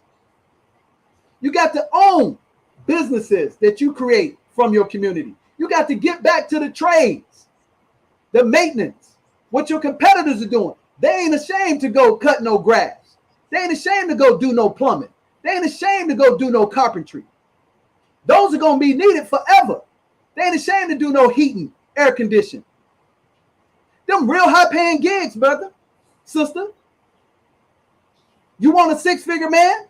Guess what? Get him a trade. Guess what? Get him into coding. Get him into real digital marketing. Don't get this personality, because again, when they flip the switch and you don't do what they tell you to do, and your business is this business on these platforms, you're out of business. But they can't force me to sell my real estate. They can't force me to sell my financial education practice that I do business with Chase. There ain't nothing they can do. They can't force me to sell my Zanzibar resort. That's mine, baby. Just like they try to force Daniel Snyder to sell the Washington Redskins. That's right. They're the Redskins. This PC is driving us down the toilet. It's his right. If you don't like his business, go do another business or compete against him. That's the American way, baby. But because you have nothing and you have licensing deals and you don't own manufacturing, you don't own distribution companies, you got to do what they tell you to do. And when you rise up the ladder and they make you make $7 million, $20 million, you think you own something, they just tell you, hey, I got the video on you. You want me to show people what you really had to do to get this? Really? Or you just want to snap like Will Smith did and finally get out of that role of the representative? He was projecting himself to be this nice, charismatic, God-loving guy who loved his, Jezebel wife. And he couldn't take it no more. But he sold his soul for hundreds of millions of dollars. So I ain't big fan of Ye. But he trying to get out of that crazy, but he sold his soul and sold us all down the toilet. I ain't never bought anything of his. I ain't never bought his music, his books, his shoes, nothing. And we came from the same town, and my cousin lived right down the street from him. Met him once or twice. Common, met him once or twice. But I ain't never bought none of their stuff. Zero, baby. Because you know what I bought? I bought into me. My network. Our cooperative economics. Our ecosystem. We are building it. And if it takes us 20, 30, 40 years to build it for our ancestors, which are us, to benefit our heirs, that's what we're doing. But you've been taught microwavable wealth. And they know you don't own anything in a microwavable system.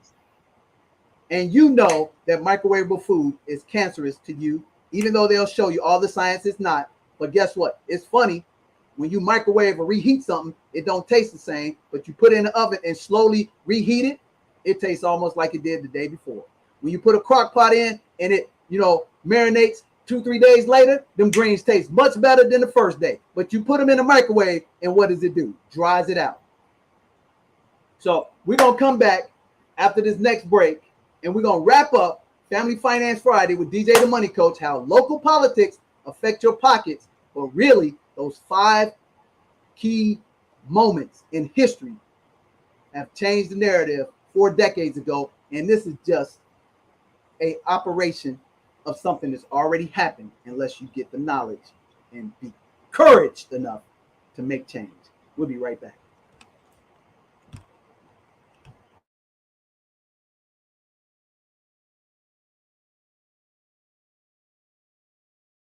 But y'all hear this. Everything we do right here at DJ the Money Coach team, we own.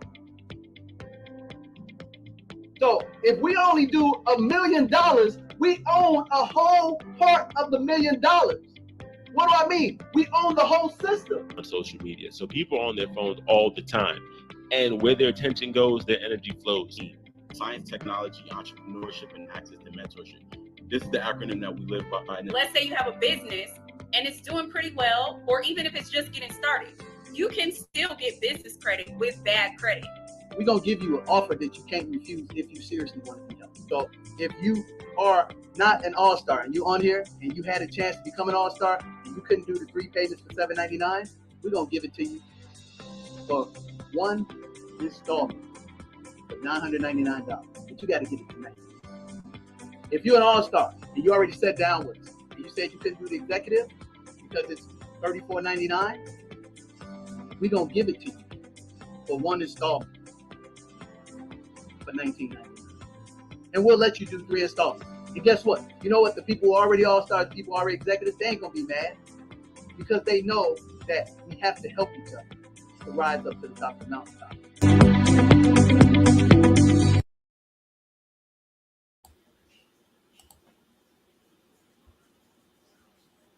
All right, and we're back. We're back.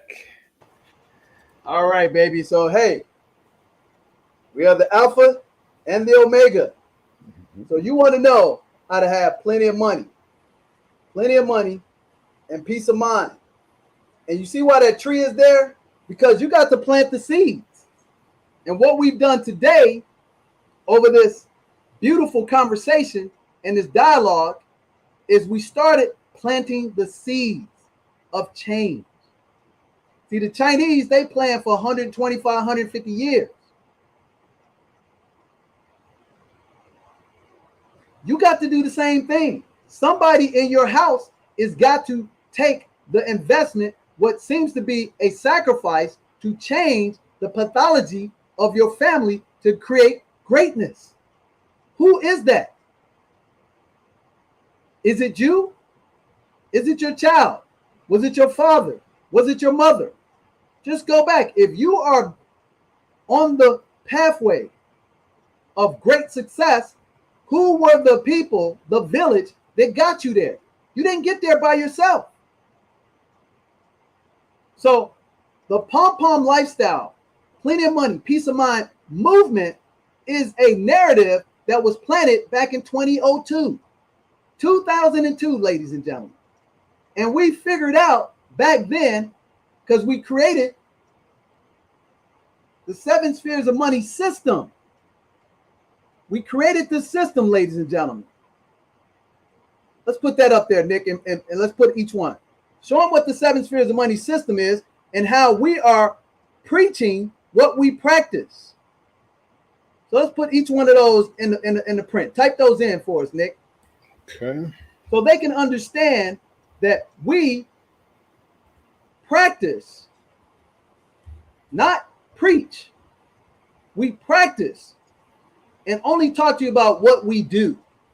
Most people practice what they preach, and they're hypocrites because they don't even do it in real life. But you're not smart enough to know that, so you buy their bill of goods. You see what I'm saying? You buy their bill of goods. So again, on this superhero conquering divide, we have had relationships with multiple industries, multiple influencers. But at some point in time, we can't get beyond our egos. And you know what the ego acronym is? Evil going on. So obviously, we've had other great successful relationships. And our most recent one is the Classy Climb with Erica Williams. And you guys have seen the benefit of a beautiful collaboration between Erica Williams and I for the past 2.5 years. And that's a beautiful collaboration that benefit, number one, you. Because Erica brought you the smartphone millionaire in the palm of your hand. And then again, through access from the Urban X community, we had a beautiful, smart young lady that told us about Erica Williams. And Erica Williams interviewed us, and it was a smashing success. And we've had videos on Erica's platform that done almost 100,000 views. We've literally probably had 500,000 people watch our interviews on Erica Williams' platform over the last 2.5 years. We've gone around the globe together. And you should want that to continue. But because we are superheroes, we believe we can get more accomplished separate because we're making our shekels. But in order to win championships, people ask me, what is this ring? This ring is a championship of teams came together that fought against, adversity. But they had one common goal, Nick, is to win the championship. And that championship was a select team 13U championship with my son Crusher, the youngest child on the team. These children were 13 and 14. My son was 11, turning 12, was the leadoff guy. And they didn't want him to be the leadoff guy. But you know what? He had been working from the day he was 4, masterful skill, deliberate practice that put him ahead of the other kids. And because they wanted to win, Nick, because he was not the popular choice, he became the leadoff hitter with the highest on-base percentage, the highest batting average, the highest stolen base, where he not only helped them win one championship, Nick, he helped them win 2 championships. And he was the MVP. And the following year that he won the last championship, which is what this ring represents, Nick, guess what? They started him right back at the bottom of the order. Because they had a chosen person that they thought was bigger, stronger, older than my son. And my son turned 12, and he finished out his 13-year fall season. And he said, Dad, I don't need to play no more because I'm better than that guy. I've worked harder than that guy. But because popularity and I have other gifts, I'm going to choose to take my gift somewhere else. But he had the right to do that, Nick. You know why? Because he was the only person like us on that team. And so they were already benefiting from our talent, our network, and their ecosystem. But when they decided that they wanted to elevate somebody else on popularity, we decided to take our skills and our craft somewhere else. And I also was not a coach on that team, but I was a contributor as a consultant. So before you guys say you're a hypocrite, DJ the Money Coach, I was not. Because I also coached other teams that my son played on with kids that look like us in the inner city. With an organization called the Rising Stars, which look like us, coached by us. So I gave my time and my services free to help them. And while my son had the ability to play at another group that was closer to home, that had better opportunities for my son, we did both, Nick. What does that have to do with what I just talked about? It's real simple. We won championships together on these platforms. And because you didn't expect us to be who we were, you allowed your insecurities to affect our community. Because if you're really here to serve your patrons and your constituents, you cannot be selfish. I cannot be selfish. I allow my selfishness to affect some of those relationships as well. But you know what? I am man enough to say, hey, I ask for forgiveness. As you should ask for forgiveness if we really morally, ethically, and principally sound. Our goal is to, number one, do cooperative economics. Take our network and participate in our own ecosystem. It is our responsibility, Nick, to continue to work and rise to the top with each other. We don't have to like each other 100% of the time, but we have to change and share the same principles. My mother taught me this. She said, you know what? You only really know a person when you have a difference of opinion with them, and that's when you find out if y'all share the same principles, morals, and ethics. You're either going to become better or you're going to separate. And so we have to be man enough, woman enough, and to practice cooperative economics. Take the most precious resources. It's not gold. It's not diamonds. It's not whatever they call branium, what they in the fictional movie. It's us. It's our people. And we have to know the most powerful vote is an economic vote by building what? Business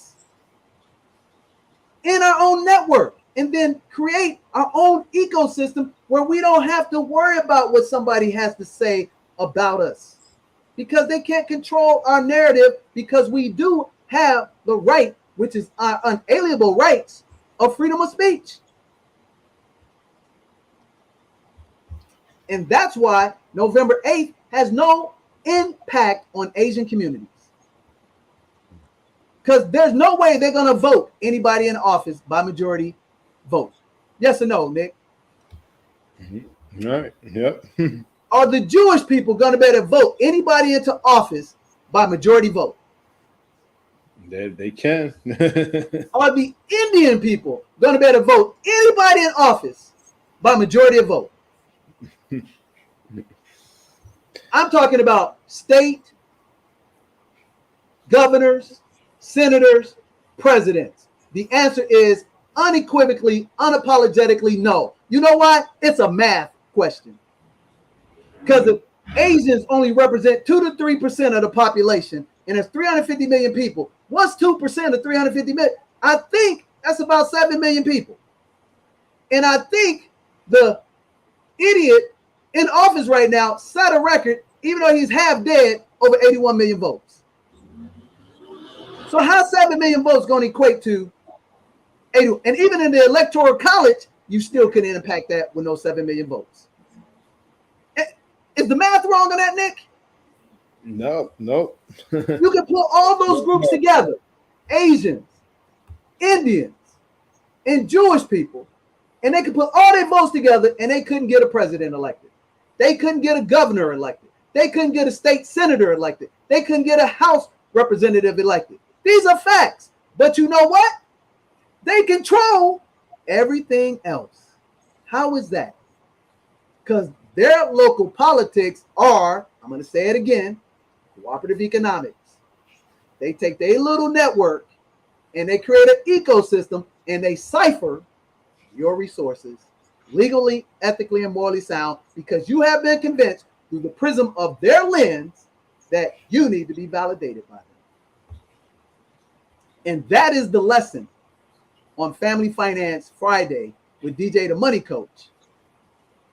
And what we want to share with you, we want to leave this with you. So if you want to have plenty of money, you want to have real peace of mind, and you want to be part of the movement, you got to plant a seed first. How do I plant an oak tree? Yesterday was the most important day, Nick. You know what the next best day? Right now. Put your seed in the ground, just like we talked about a year ago when we told you winter is coming. Guess what? It's here. Inflation, recession is here. And you're going to be convinced that your vote for a party or parties that offer you a couple of shekels are going to provide you with permanent security. No, it's not. What's going to provide you with permanent security is number one, not adhere to those 5 deadly sins. Put God back in your house. Put God back in your school. Put the man back in your house.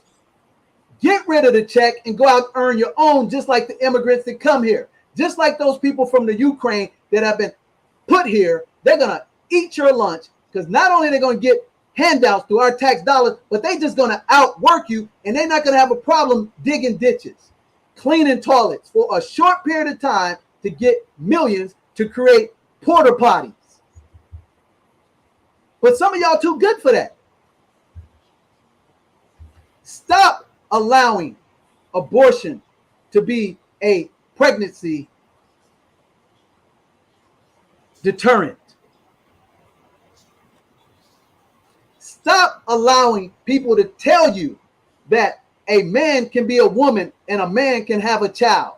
That is ridicule, ridiculous bullcrap. You know it. And stop not working together. And don't get this message misconstrued. We, just like you, are identified, unfortunately, in our community as a superhero, the one who got out, the one who got lucky. We're not, because we have applied the 4x4. Nick, let's put this on here, and then we're going to show them how we're helping. We're getting out of here. Number one, we have applied discipline. Number two, we have been accountable to a proven system called the 7 Spheres of Money that we created 20 years ago to the day almost come December. And we have gone to work for 2 to 5 years. And if it don't work in 5 years, we keep working, baby. And we've taken that 4 dirty little words, and then we plug in the 4 P's. The intangibles. Number one, professionalism. Speak the King's English. I don't mean necessarily English per se, but if you're talking about economics, use economic terms. If you're talking about technology, speak X's and O's, ones and zeros. Speak code language. That's the King's English. If you're talking about real estate, talk about contractors, general contractors, plumbers, electricians. That's the King English. And then the most important part, be on time. When you're wrapping it up, 15 minutes in advance to the wrap up. Be over prepared like the Boy Scouts. You know they eliminated the Boy Scouts because they want to infiltrate girls into Boy Scouts. But you know, funny thing is, Nick, when the criminal come knocking at your door with the gun and the axe, you don't see women running up to the door. The man runs up to the door, and rightfully so, he should run up to the door to protect her. Now, I know you're saying, oh, well, I'm bigger. You know, that is an aberration, an anomaly, okay? 1 out of 10 women are stronger than the average man. 1. You know how we know? Because the girls' United States world-class soccer team got their butts whooped by 8, 10, 12-year-old soccer players on the boys' level. The girls' WNBA basketball players got their butts whooped by high school basketball players who are boys. The physics just don't add up. Number 2, persistence with consistency. Persistence with consistency. Then the third one is the hardest one for everybody, because you're so used to getting beat up, you don't have the intestinal fortitude to persevere to success. You have to, as a leader, expect challenges going up to the North Face. You know, a mountain is real wide at the base, is it not, Nick? Mm-hmm. But as it elevates, what happens? It gets narrower and narrower and narrower. You have to be prepared for that. And last, when you have a sliver of opportunity, ladies and gentlemen, you have to be perform specific. And that seed will prosper. It will grow. It'll go through some storms. You'll do some pruning. And before you know it, you will have accomplished the pom-pom lifestyle. Plenty of money, peace of mind, and you will have travel around the world on the beaches of the World Club. And today's beach is reality and governance of God's vertical alignment. That's today's beach. And what we're going to do for you today, we're going to give you an opportunity to get your beach aligned correctly so that you can get on the right pathway to success. You have to build businesses. There's no way that November 8th is going to change your life if you don't own one of these. You got to start a business. And you got to take that business, ladies and gentlemen, and you got to make that business top dollar and buy some real estate, albeit residential property, mobile homes, duplexes, triplexes, quadplexes, multi-units, mobile home parks, resorts, minority Black enterprise businesses with government contract. You got to start somewhere. And then you got to leverage the tax laws and create passive income, Nick. And you got to get all your debt paid off, all your consumable debt, because you're in a recession right now. The debt is kicking your butt. And you got to create $8,333 a month in passive income. And if all you did, ladies and gentlemen, is cooperatively bring together 5 people, and you each had $5,000 to create $25,000, you could go out and buy one property cash free and generate $1,000 worth of passive income, and each one of you could get $200 a piece. And I know what you're saying, DJ, that's not a lot. But what if you did that for the next 2 to 5 years and paid down all your consumable debt, built business credit lines to get other people's money, and bought more properties within 5 years? You could own 5 properties paying you $5,000 a month. Here's what you need to know. When inflation is high and a recession is killing us, one thing goes up parallel with it. It's called rent. Rent. Rent. So in your 5th year, although you only have 5 properties, those 5 properties could be paying you $1,500 a month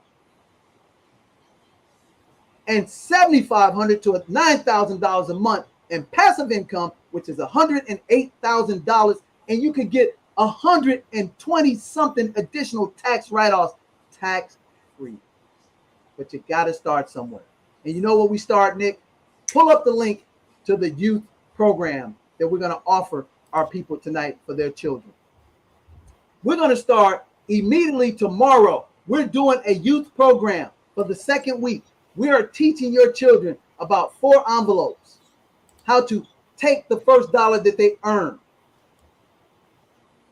put 50% in an envelope to buy dividend stock, take 30%, put it in an envelope to create a custodial Roth IRA, take 10% to give to those less fortunate, and then play around with the last $10 that they have left. We're going to teach them about entrepreneurship. We're going to teach them how to play Monopoly. We're going to teach them how to play cash flow and become their own independent business together. We're going to give them all of that to the end of the year. Then, Nick, pull up our other link about the All-Star package. This program here is $1,000. You're going to get it absolutely free, ladies and gentlemen. Then we're going to give you our All-Star program.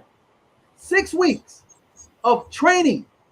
You're going to get 3 sessions where we're going to teach you what type of investor you are. You're either, if you're not an accredited or sophisticated investor by law, you're either a income, conservative, growth, moderate, or aggressive investor by law, ladies and gentlemen. We're going to take 30 minutes and determine what kind of investor you are. It's called a risk tolerance questionnaire, ladies and gentlemen. It looks like this. We charge $1,000 to do this with licensed professionals. Then we're going to do what's called a financial analytical report, or some people call it a needs analysis. We're going to go everything in your personal household, from your will your power of attorney, your trust, your assets, your budgets. And it's going to take about an hour to an hour and 15 minutes. And we're going to cover everything that your company never tells you about when they give you an employee benefit plan. That's usually $1,400, but we would never charge you that. And then last but not least, over the 6 weeks, you're going to get access to 4 master classes. They're going to teach you everything with professionals.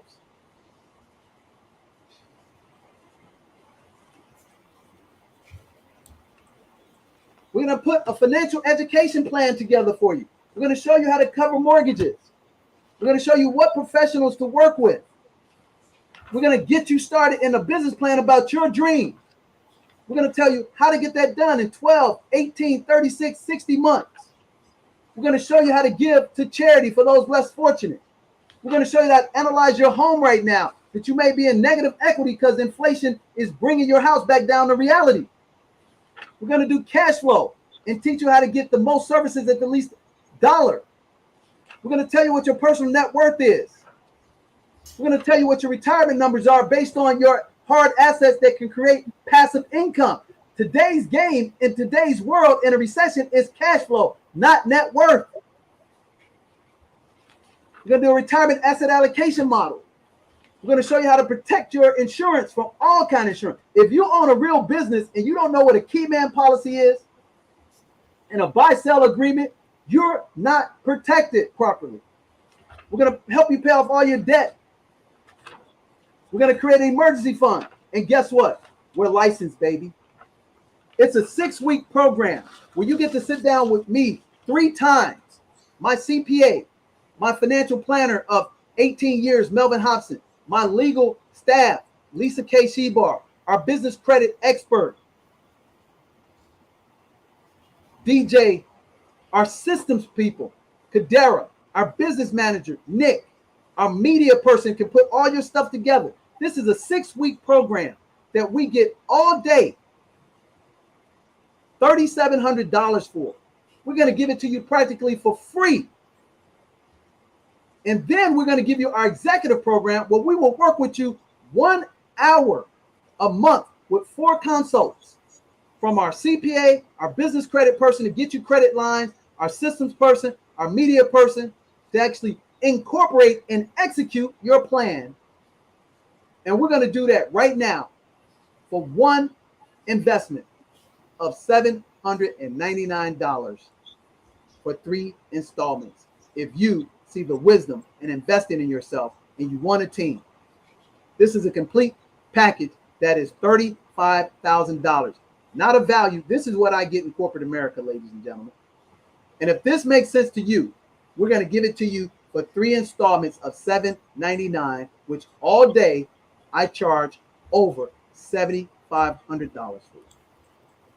So that's all we got to share with you. If this information was great for you, regardless if you want our help, but this information we just gave you on how local politics affect your pockets, how Family Finance Friday with DJ the Money Coach is going to be here to impact you every Friday, then all I ask you to do, and this costs you $0, is to like, subscribe, and share the gospel of common sense, because common sense is not common practice. And that's why we'll even throw in the ABCs of wealth, the common sense strategy to achieving the American dream, which is a comprehensive, simple, year-to-year bookmark of everything I've done by helping over 25,000 people individually get on the pathway to plenty of money and peace of mind. And I ask you to come follow the movement, because like last night, if you saw on IG, I was living the pom-pom lifestyle. I was at the Eagles versus the Texans, sitting in very expensive seats. That's not a brag. That's just my network. And simultaneously, I was watching the Houston Astros beat the Philadelphia Phillies in the World Series. Don't you deserve that lifestyle? Instead of taking a bucket trip maybe once in a lifetime, how about take it 5 times a year? How about go to Zanzibar with us every 90 days and actually have business in Zanzibar. Wouldn't that be great? But you can't do that, ladies and gentlemen, if you're not consumer debt free. You can't do that if you don't have a team and operating your own ecosystem. You can't do that if you're not practicing cooperative economics and you're a superstar, like people identified me in those other 5 groups I told you about tonight, but I am a team player. We're in the we part of our lives, and we want to help you. So if this resonates with you and we haven't spoken too long to you, hey, worst case scenario you can do is invest a couple of shekels in yourself and don't worry about November 8th, but go out and vote. But after you vote, put the number 1 vote that counts by putting that seed in business for yourself, not by yourself, and let the Duransburg International 7 Spheres of Money system get you across the finish line with our 7 spheres of experts who have 15 years proven track record in the real world, not on these internet streets. So on behalf of Nick Westbrooks, our business manager who came out of the amazing platform of Urban X, on behalf of Erica Williams and the Classy Climb, who we've helped hundreds of thousands of people change their lives, on behalf of Rick Mathis, Boyce Watkins, Dr. Claude Anderson, Dr. Will Jolly,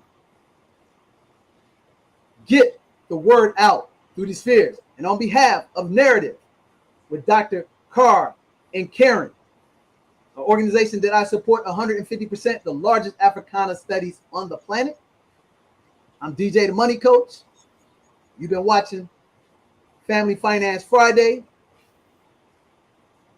And the best way to be a number 1 you and not a second-rate somebody else is to be consumer debt-free, pay off your house in 7 to 10 years, earn $8,333 a month in passive income, but you got to plug into somebody's system.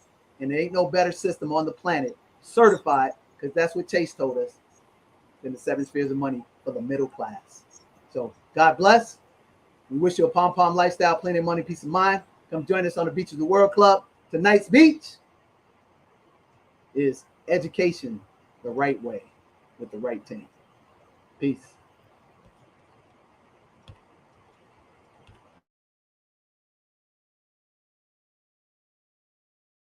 But y'all hear this? Everything we do right here at DJ the Money Coach team, we own.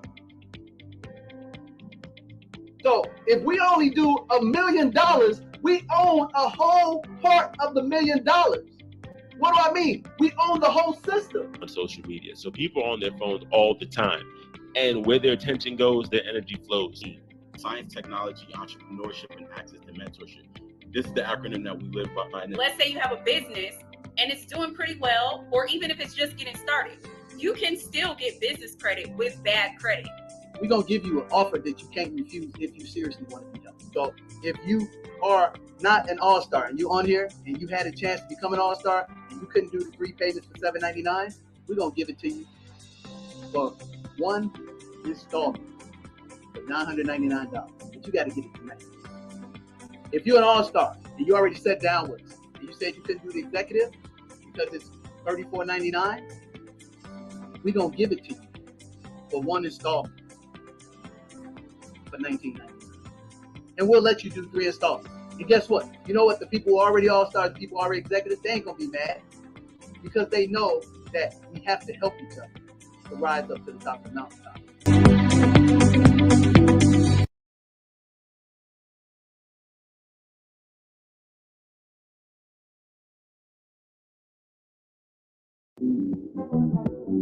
Your love is rated X. That means you're extra,